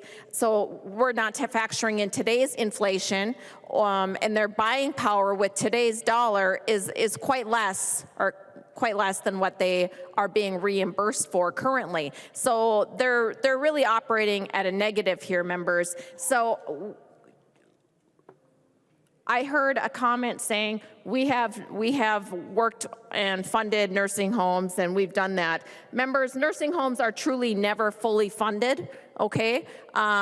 Inflation, as I mentioned, we've got those staffing issues to worry about, and this body just needs to put our elderly as a priority. So I would encourage members to support the A13 amendment, support Representative Celestinar, and I can never pronounce your name correctly, so I apologize.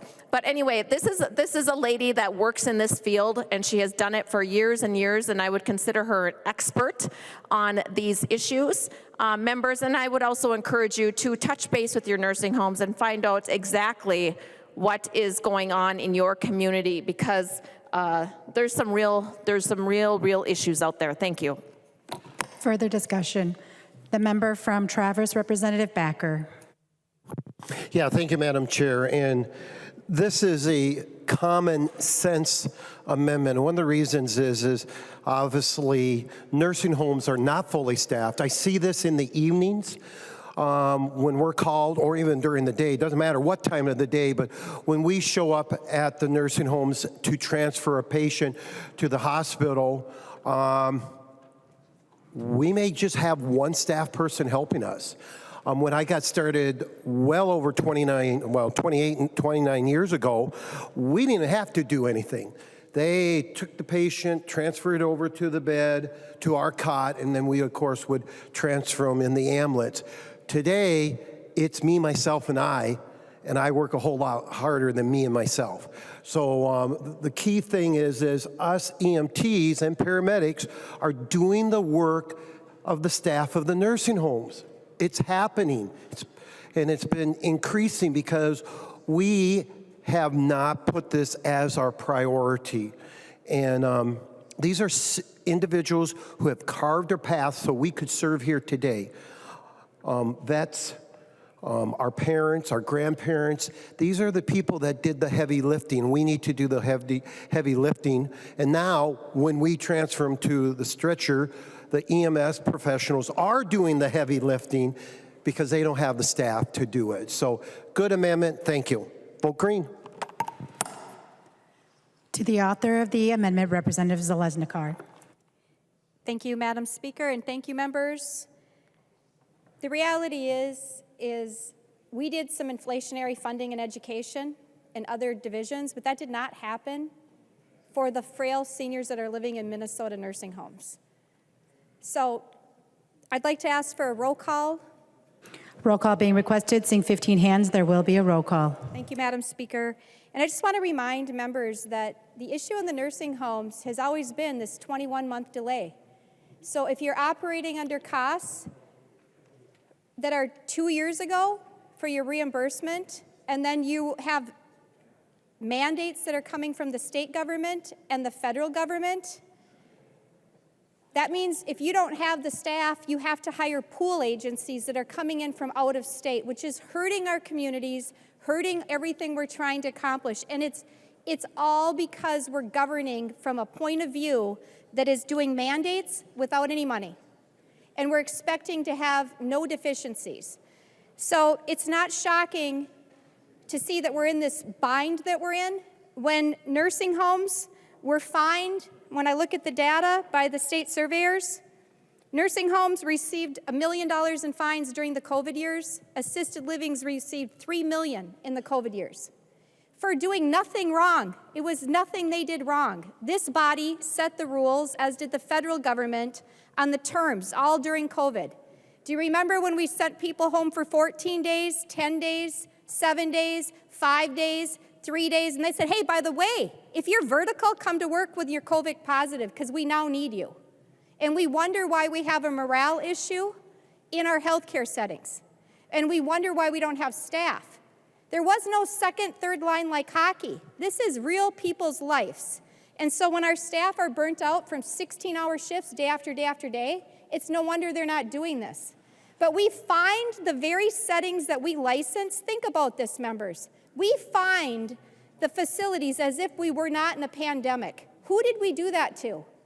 And then we wonder why they're still asking us for money when they have a 2-year delay in payment. They're not having any inflationary adjustment to their rates. We wouldn't pass to let outside audits do it faster so we can get them back their rates faster. We said, nope, state of Minnesota's got to do it, even if they're two years behind. And then we're wondering why we have to spend more money. Because of course they're going to have pool expenses that are up and off to the moon. And we're not having people that know the residents take care of them. But yet we continue to make insane decisions in this body. And we will have negative outcomes. We already are. And I'm not going to convince any of you today to vote yes, I'm sure of that. But I would love to be proven wrong, but I've been in this field for 40 years, and it's highly dependent on staff. And if you don't have a body, there's no robotics machine that's going to lift your mom out of her bed and put her on the toilet, or change her, or dress her, or feed her. It's not going to work that way. So if we're not going to invest in the people that's going to match the mandates of what we're expecting at a state level and a federal level, then we should expect to see a lot more immediate jeopardies and continual reports from the state agencies and the federal agencies say, you know what, everybody's out of compliance. We have horrible nursing homes, horrible assisted livings, horrible. There's abuse, there's neglect. The funny thing is, look in the mirror. You were the voting member that created the platform for this to be created.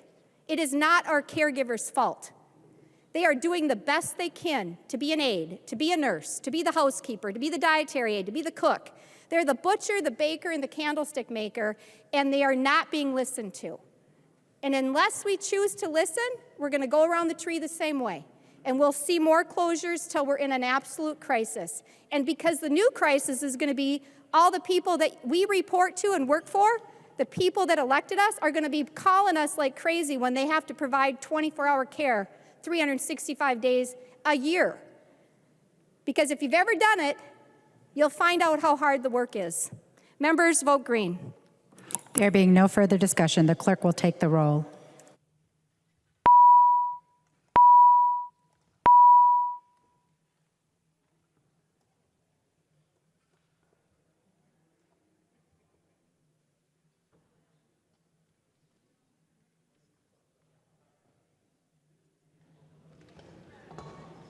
The chief clerk will call the names of the members voting remotely.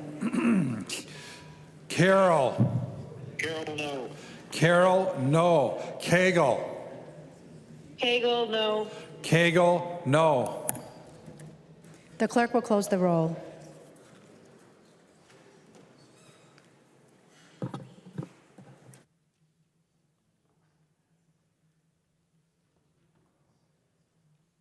There being 60 yeas and 68 nays, the motion does not prevail and the amendment is not adopted. There's an amendment at the desk. The clerk will report the amendment. New Brindley moves to amend Senate File number 5335, the unofficial engrossment as amended. The amendment is coded A6. I recognize the author of the amendment, the member from Chisago, Representative New Brindley. Thank you, Madam Speaker and members. You know, as we were going through this bill and looking at the damage being done to our seniors, I asked a question. What is the current state of our nursing home facilities? And right now, there are 2 facilities in this state right now, today, currently in state receivership. That means that they are not solvent. That means they are not solvent. They cannot survive right now.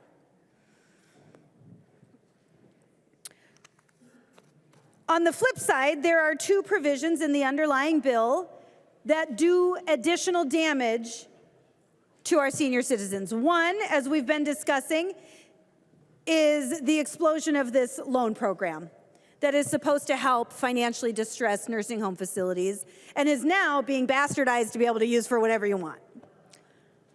So that's one of them.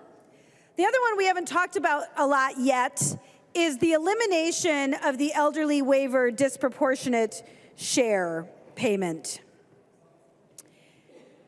And the reason this payment exists is because assisted living facilities that accept Medicaid patients, Medicaid payers, don't make enough money to cover their costs. What the state chooses to pay them is not enough to cover their costs. So for a number of years, we've had a disproportionate share payment to them, saying, hey, if you will take these Medicaid patients, we will offset your losses with a disproportionate share payment. That's what this is about. So those assisted living facilities right now on elderly waiver, the Democrats, oh, and I will add that when this program was created, it has a built-in sunset for when we bring those rates up to current market rate. And the Democrats have decided that they've gotten there. We are now up to 2017. That's the year we have pegged to. We're up to 2017, and somehow Democrats think, well, hey, our job is done. Our job is done. We're clearly funded. Can you imagine if any of us were still living under the 2017 economy? My goodness, hot dog, I would be thrilled if I was living under the 2017 economy with 2017 expenses, with the 2017 price of gas, with the 2017 cost of groceries. My goodness, I would be thrilled. I would be thrilled. But that's not what the Democrats are doing. They're saying, hey, we're going to pay you the 2017, what all of these expenses cost in 2017. That's how much we're going to pay you, even though you are paying 2024 rates. That's what that means. So while our assisted living facilities, those who are taking this elderly waiver disproportionate share, while they are paying 2024 prices, the Democrats have decided that 2017 reimbursement is enough. So what my amendment does is it says that as long as we have nursing home facilities that are in state receivership, we're not going to implement these two provisions, the expansion of the loan program and the disproportionate share changes.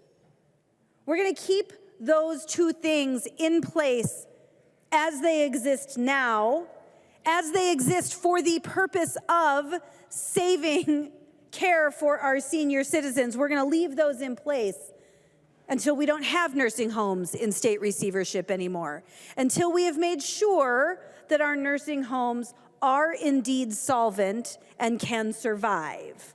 It's a very simple vote. Madam Speaker, I'd request a roll call on this. Seeing 15 hands, there will be roll call. Thank you, Madam Speaker. And members, I would respectfully request you support the amendment. The member from Hennepin, Representative Noor. Thank you, Madam Speaker. I think this amendment has got several components, but I'll address the first one. Let me be clear. I'll tell you the story of Mary, who is an elderly person, and she looked into the eye of every member who was sitting in the committee. She said, please do not forget about us. And we did not forget about Mary. Quite frankly, when our budget was introduced last year, we increased the elderly waiver by 45%. To the extent that the people who are advocating for an increased process, they were asking me, what were you thinking about? I was thinking about Mary, who came to us, as she spoke about Najib, who was getting paid small salary to make sure that he keeps on working in assisted living facility. Members, when we did that, the amount that we were paying through the disproportionate share, and I'll explain what it is. This is about facilities with customized living, with 83.5% of residents who are receiving customized living. It also requires that 70% of those residents are receiving elderly waiver. If we continue with this proportionate share, they'll be receiving $145 right now, rate reimbursement. But guess what? They're getting close to $200 as of today because of the work that we did. The requirement that when we reach that threshold, the disproportionate share will no longer exist. And quite frankly, if we're talking about the customized living, let's look at the CADI waiver. Let's look at the BI waiver. And let's not incentivize whereby you're creating a situation, if you're on CADI waiver, if you're on a BI waiver, we are not going to let you stay in that facility because we will not be within the threshold that is required. But because of that reason, we increased the share, the amount of elderly waiver for the first time in many years by 45%. You can look at the budget that we passed last year. Members, also the discussion about the loan program, the receivership. Madam Speaker, if I may ask a question, if Representative Schumacher will yield for a question. Representative Schumacher, will you yield? He will yield. Representative Noor. Thank you, Madam Speaker. Representative Schumacher, if you can explain to the body, you were instrumental in how we created the value-based reimbursement for nursing homes. If you can remind the body how that system really works, because I think we're missing the point right now when we know that the funds going to the nursing home, when you worked on that process, it was already baked in that it's included in the Focus Ed program. Can you remind us how that system really works? Representative Schumacher. Thank you, Madam Speaker, and Representative Noor. That is a discussion from a long time ago, and I try to put those thoughts out of my mind, but appreciate the opportunity to talk about it once again. The first thing to note is that the discussion here on this amendment is on the elderly waiver, but the question is about nursing home rates and what we did. Basically, at that time, back in 2015, 2016, when we were trying to find a fix for this, what we were experiencing is that the nursing home rates in the state were basically set up as a fee-for-service, and that there was patchwork processes that were put into place for more than a generation trying to keep up with rates, and some rates would get increased from year to year and other rates wouldn't, and that was, for a very complicated system, very hard to maintain and very hard to keep up with. And so there was a proposal that was brought forward, started with the industry and the department working together to try and find something more reasonable. I worked with Senator Laurie and Governor Dayton in his office to make sure that we could find some kind of solution that was going to be useful there, that worked into perpetuity there, and so we didn't have to come back and ask for a 5% increase for this set of services and a 3% increase for that. And the idea with the structure here is that it would be set up so that it was on a cost basis moving forward. Instead of being reimbursed on a fee-for-service basis, it was a cost basis that we utilized, and the idea was that there would be two sets, really three sets of fees that would come out. Those that were reimbursed directly and immediately, like health insurance and those types of costs. Other costs that would be part of a cost system that would take a little bit of time to review and audit before it moved forward, and then those costs that the state wasn't going to reimburse, but maybe cost to the nursing facility. I do remember at the time that the Department of Human Services, the director that we were working with on that proposal, didn't want that gap to be any shorter in the window there because he was retiring and he didn't want to leave that on to someone else to have to deal with. And so the reimbursement rates and the lag behind them largely comes from that and the technology that they were using a decade ago when we first started working on these pieces and moving forward with that. I'm not sure, Representative Noor, if that answers your question, but would be happy to dive in deeper if you so choose. Thank you. Representative Noor. Thank you, Madam Chair. Thank you so much, Representative Schumacher. It's based on cost reporting that the nursing home have incurred. It's a cost basis.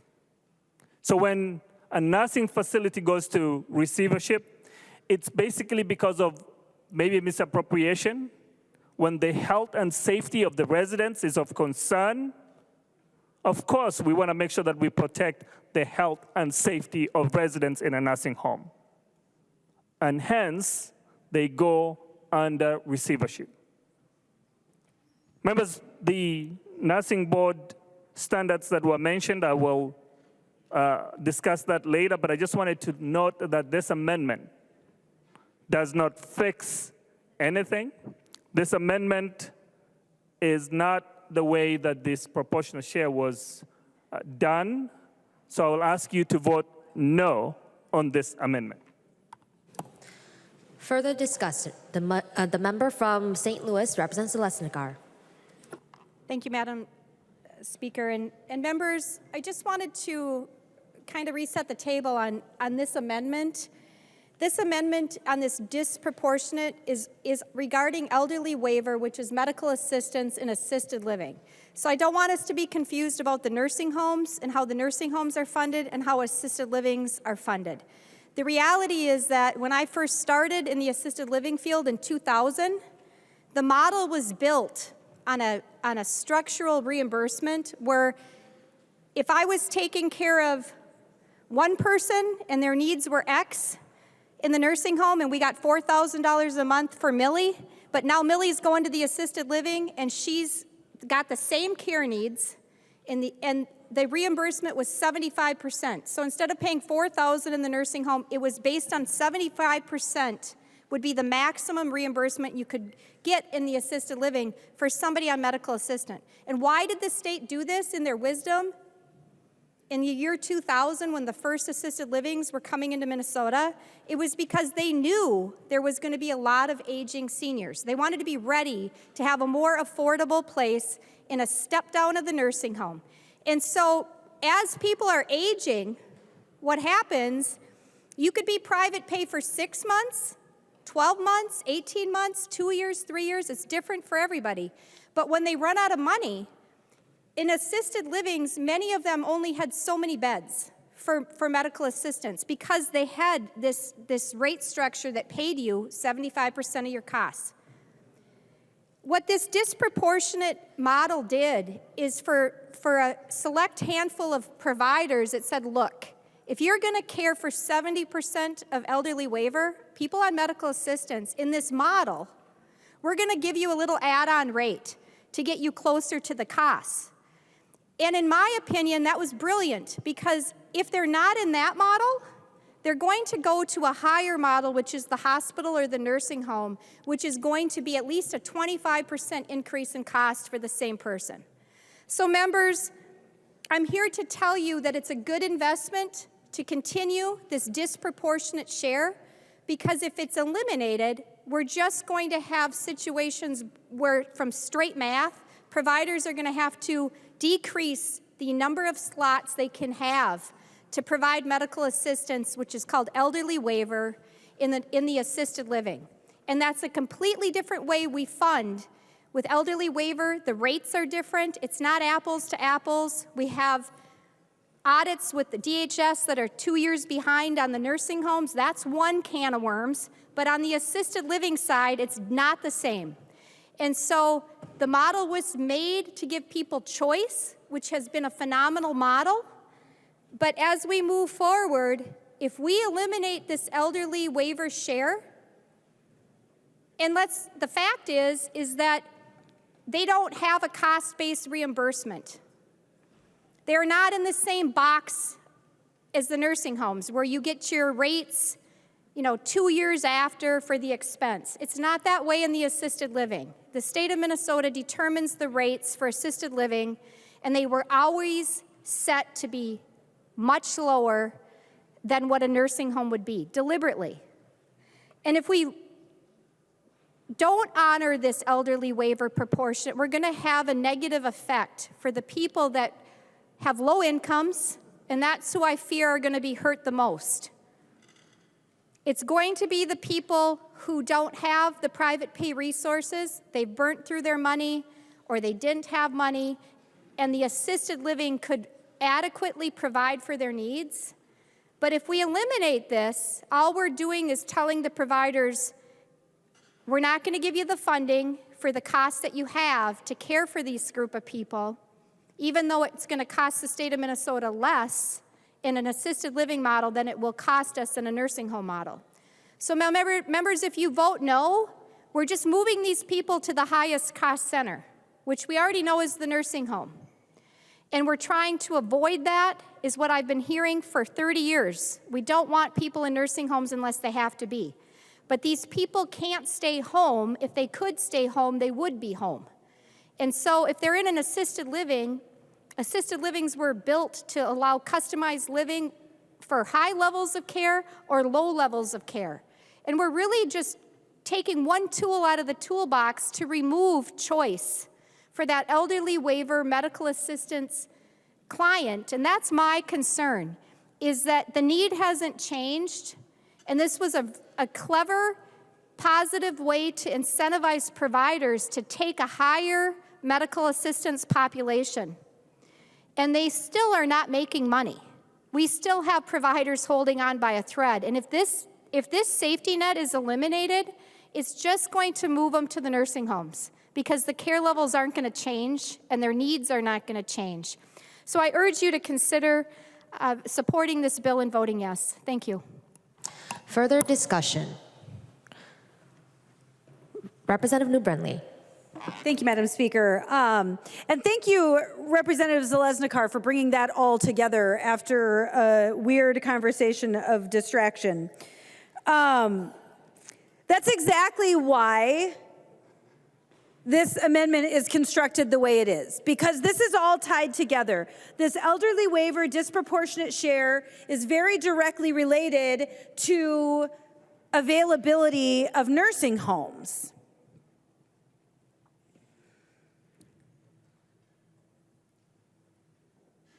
This amendment is constructed this way because as we remove the disproportionate share, we are going to take seniors from a lower cost setting and force them into the highest cost setting. That is the effect of the changes to disproportionate share in the underlying bill. We're going to move people from assisted living, which is less expensive, to nursing homes, which is the most expensive. And we're going to do that while at the same time we are gutting the loan program to our nursing homes that are financially distressed. So this underlying bill is going to decrease access to nursing homes by bastardizing the loan program, while at the same time driving our senior citizens from assisted living into nursing homes. It simply doesn't work. One of my very closest friends is a mathematician. She's got a master's degree in math. She tells me all the time, and it's not magic, it's just math. This isn't complicated. This is literally just math. And so, while we have nursing home facilities that are in state receivership, and frankly, I suspect they would find it pretty offensive that Chair Noor is saying it's because of their misappropriation, their mismanagement. Well, maybe it has also become because the value-based reimbursement is 21 months behind. And again, if I were paying the costs, if my bills were what they cost 2 years ago, boy, would I be thrilled. And I suspect our nursing home facilities would be thrilled, because that's what they're getting paid for. That's the reimbursement they're getting. They are not getting reimbursed for today's costs right now. They're not. They are not getting reimbursed for what they are paying. That's the bottom line. And so to suggest that it is the fault of these nursing homes, that because we don't pay them what their bills actually are, that somehow they are mismanaging their facilities, is offensive and it is dead wrong. It is dead wrong. So while these facilities are in receivership, while we actively have nursing homes that are distressed to the point of insolvency, we absolutely should pause and put the brakes on these new provisions that are only going to accentuate that problem. They're only going to make the problem worse. Madam Speaker, I'd like to just make sure that I have a roll call on this amendment already. Yes, a roll call has been requested. Thank you, Madam Speaker. So, folks, if you vote no on my amendment, you are acknowledging that while we have nursing homes that are currently today in receivership, that we are going to add to that problem. That's what happens. If you vote no on this amendment, you are choosing to add to that problem, to make it more difficult for our senior citizens to receive the care that they need. That's what you're doing with the no vote. If you vote yes on this amendment, you are acknowledging that we have nursing home facilities that are distressed to the point that they are in receivership. And we have to put the brakes on programs that are going to make that worse. Vote yes. Seeing no further discussion, the clerk will take the roll.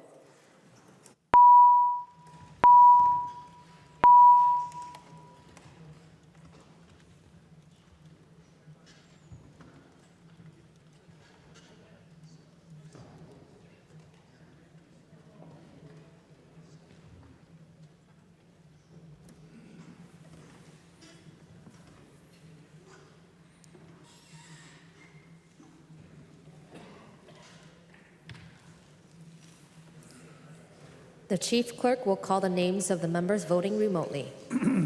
Carroll. Carroll, no. Carroll, no. Cagle. Cagle, no. Cagle, no.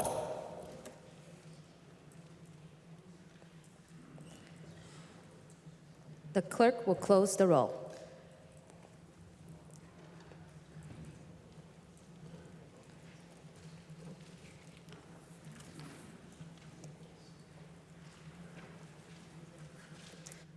There being 60 ayes and 68 noes, the motion, the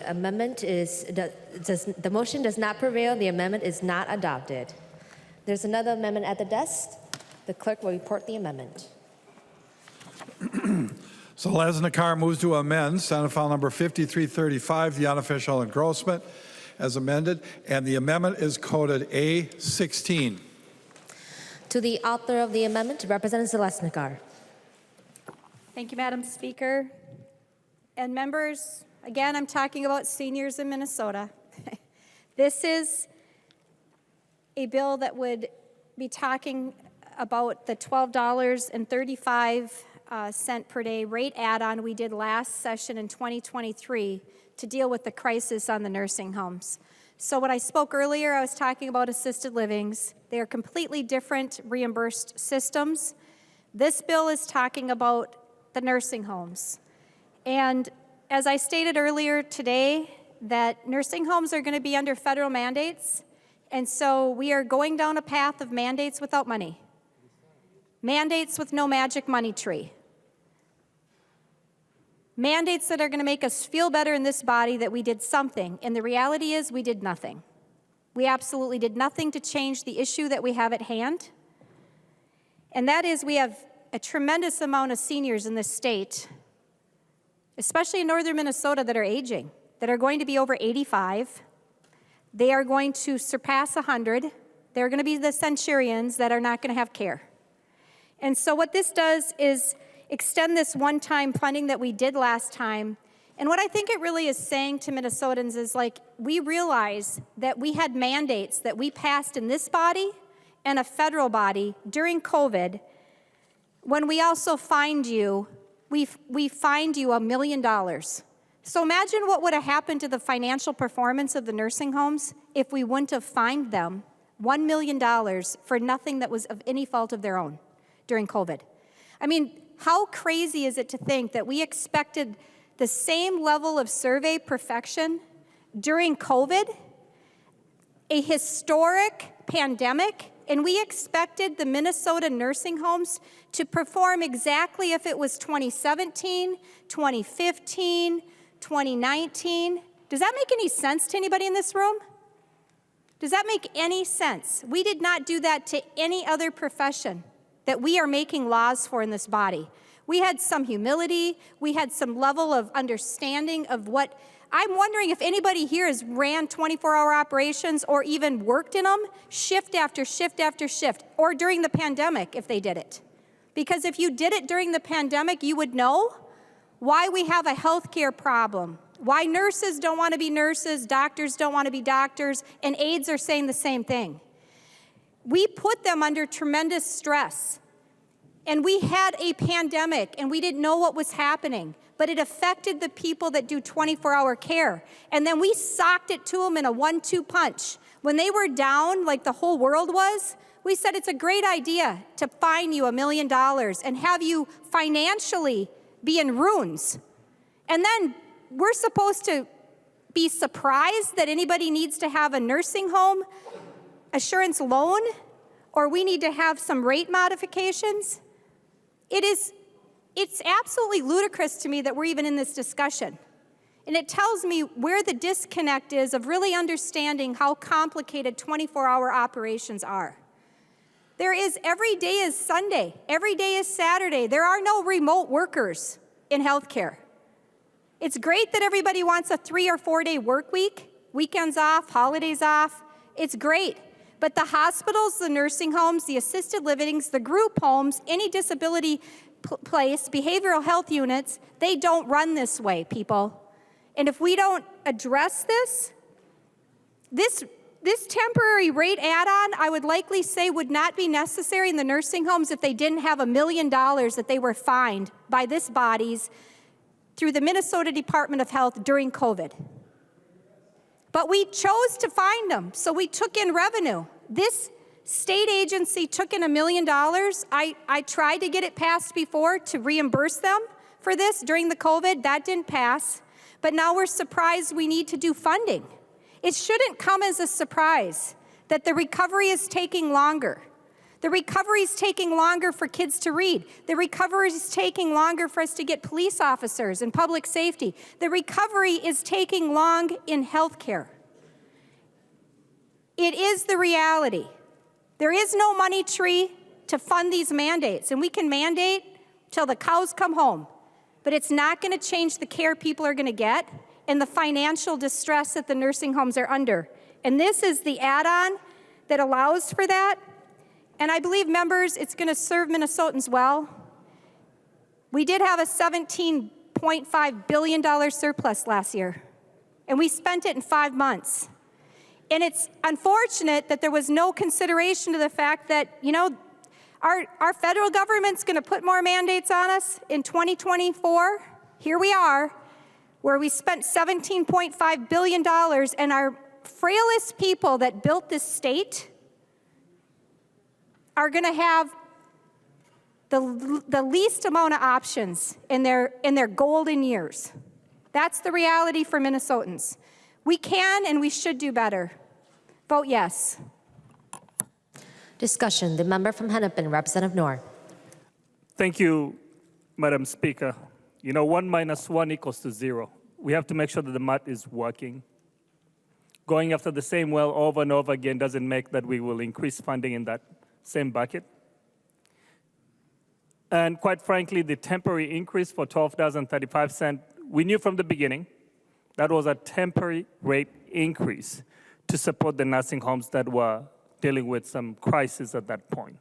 We did it. We made sure that there was a limit in when it's going to be ending. That was part of the negotiations that we had.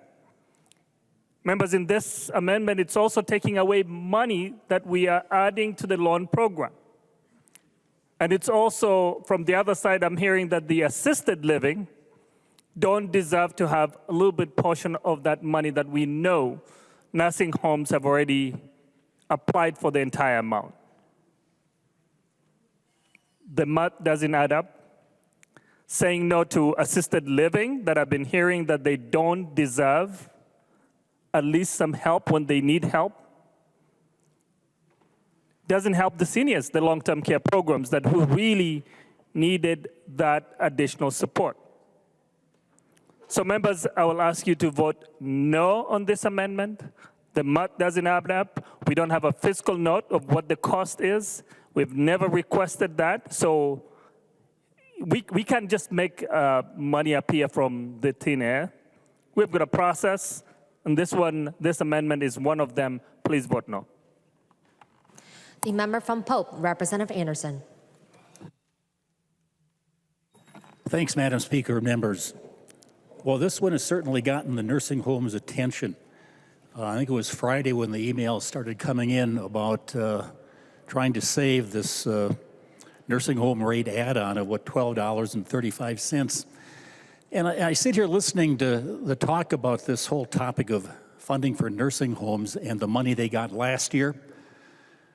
A lot of that, I don't know if all of it or most of it, but a lot of it went into increasing the wages for those that work in our nursing homes. The goal of getting CNAs up to $18, $20 an hour, LPNs and RNs even higher yet. And on the way in this morning, I happened to hear an ad for McDonald's, and their starting wage was $18 an hour and $2 higher if you're on the closing crew. So this is what we're competing with to get people to work in our nursing homes. And the work is not easy. The people that do that, I think, are saints. And if a lot of this money went to increase the wages up to close to a living wage, we're going backwards here. How do you tell your CNAs and folks that work there, we're going to have to maybe back off a little bit. We're going to be cut, the money coming in from the state. It's really, really difficult to go backwards, and especially tell people that aren't making a living wage today that we're going to maybe have to at least freeze your wages, maybe cut something, cut expenses somewhere. So members, really appreciate the amendment from Representative Zalesnikar and would encourage a green vote. The money is there someplace. This is a big state.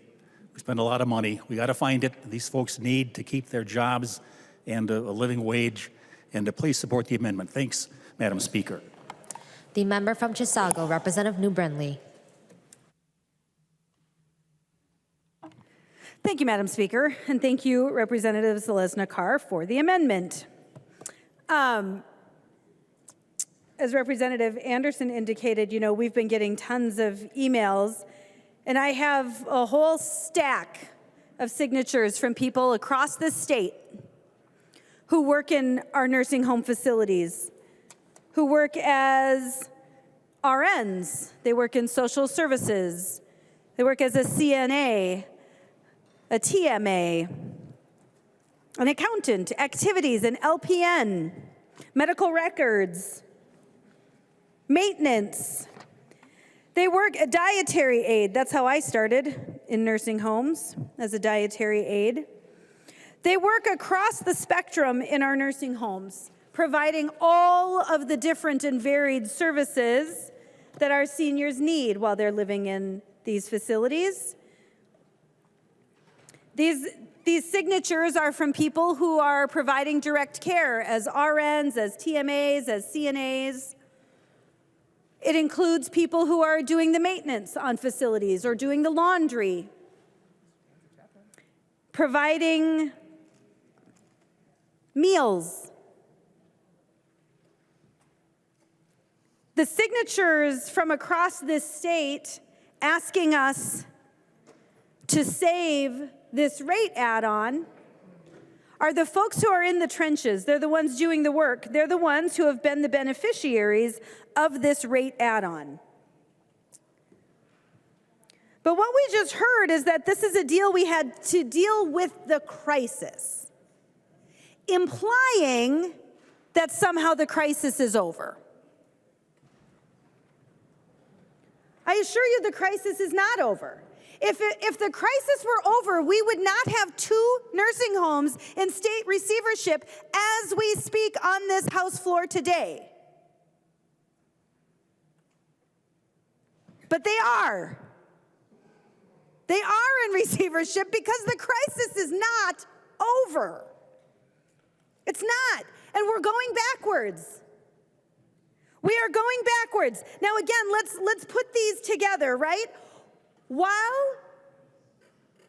the rate bump goes away, this rate add-on, while that goes away, Democrats are also taking the loan program for these nursing homes that are in financial distress and expanding it to whoever wants it. And frankly, I'll tell you what, Chair Noor, I suspect that these assisted living folks who you want so badly to have access to this loan program, I bet they'd take the disproportionate share any day of the week. I bet they would make that trade with you. I suspect they would be thrilled to maintain disproportionate share in lieu of being forced to take a loan because they can't meet their expenses. That's what we're doing. That is the effect from this. Our nursing home facilities are facing a cliff right now as we speak. They are facing a cliff when this rate add-on goes away. And frankly, how the Democrats ever thought a temporary rate add-on for nursing homes was a good idea is beyond me. But it's the best we could get. It's the best we could get. The best we could get was a temporary rate add-on and a loan program. And we took it to try to buy some time to actually solve some problems. And unfortunately, we haven't chosen to do that. Instead, with this human services bill, we are choosing to make the problem worse. We are allowing the rate add-on to disappear while at the same time, we are opening up the loan program to whoever wants it. And we're getting rid of disproportionate share, which is going to drive more people into nursing homes. This is wild.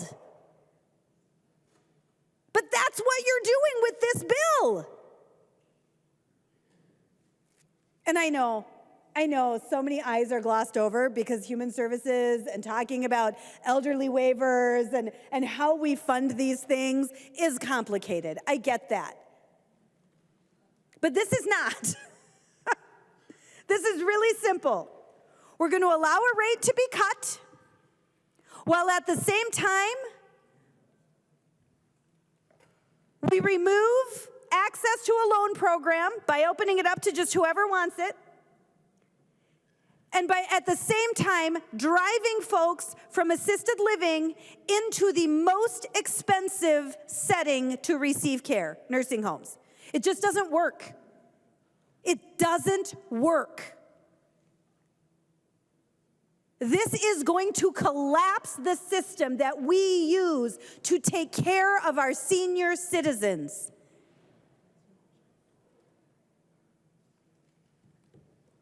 It's not just bad policy, it's immoral.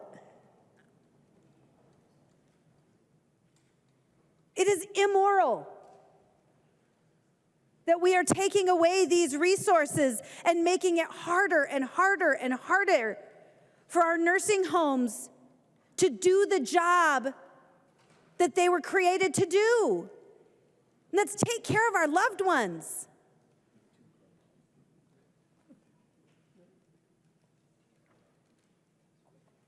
This Zeleznikar amendment will extend that rate add-on and maybe mitigate some of the damage that the Democrats are doing through the rest of this bill. This is an easy yes vote to try to save our nursing homes. The member from Douglas, Representative Franson.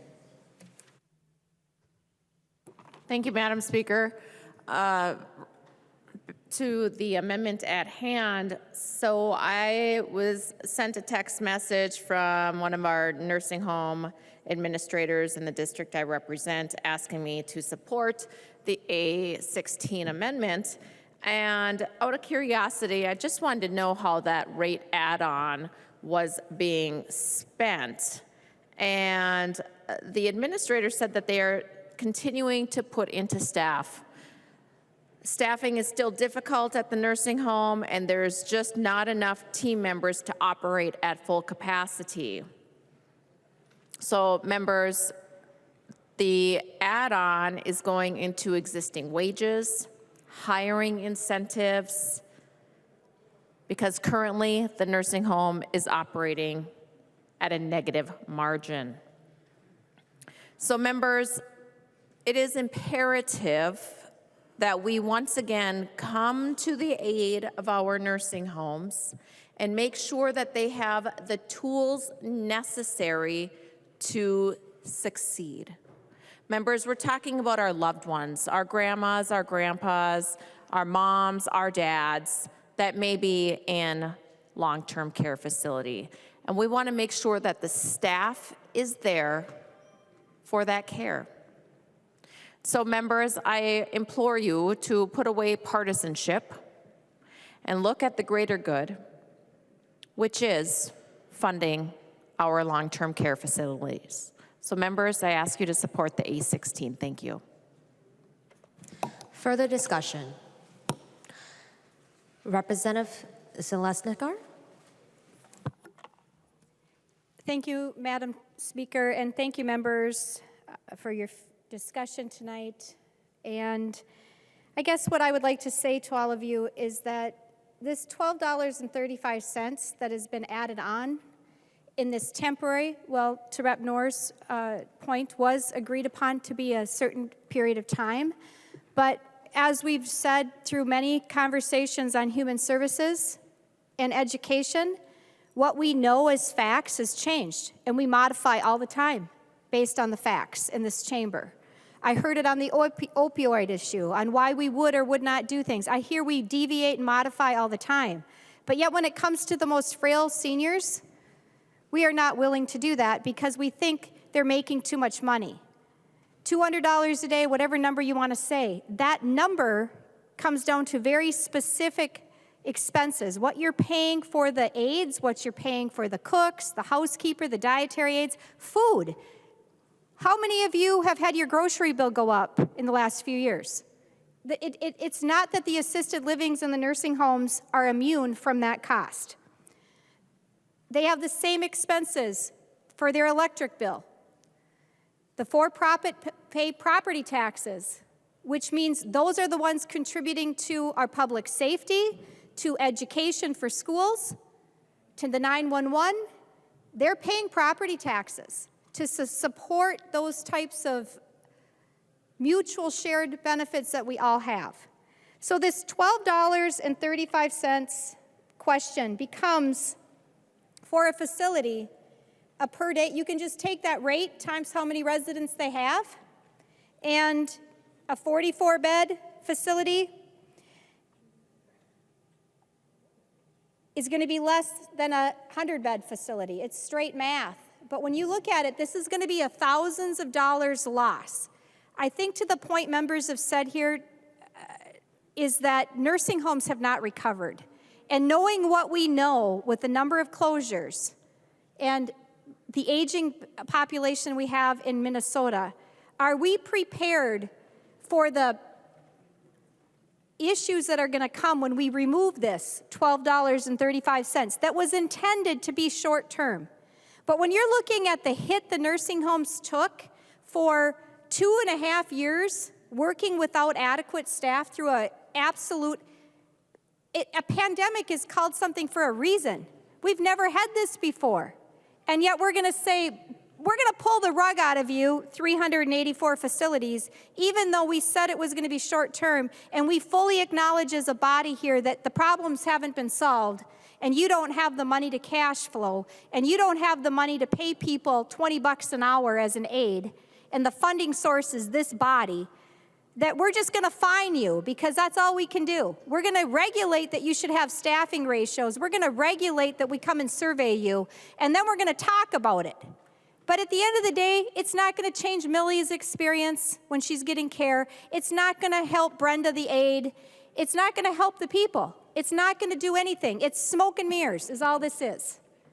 And I'm telling you that if we do not fund the nursing homes until we can see that they're starting to turn the corner. Nursing homes, this is the group that has an 18-month delay. There is no inflation adjustment. And so we like to talk about how necessary inflation adjustments are in certain places like education, and I agree. But then why is it not important in the nursing homes? Why is it not important? We pay for food in the that's like saying, okay, schools, take your costs from 2019 and make it work. Make it work with the wages for your teachers, your paras, your cooks, everybody. And just be happy with that. And we'll give you 2% or whatever it is. We're not going to do inflation. That's what we are saying to the nursing homes. And ask yourself if that makes sense. Because if it doesn't make sense in one place, explain to me how it makes sense in another place. When we aren't able to pay as a state the most frail caregivers a wage. We were okay with it with PCAs, get them to $20 an hour, so was I. But when it comes to the nursing homes, hard no. $200 a day right now, if you're gonna stay in a hotel, you're gonna see that bill come across at many places. Everything costs more today, everything. I wish it wasn't that way. But what you pay for everything is more. And when you wrap up those costs in the nursing home, it's 100% cost report. And so if we don't fund them, we're gonna see deterioration of it happen more. My point is six months further would give them a chance to get a little bit farther away from this pandemic. We're at a really crucial turning point. The long-term care imperative has suggested that it's about $10 million to do this for 6 more months.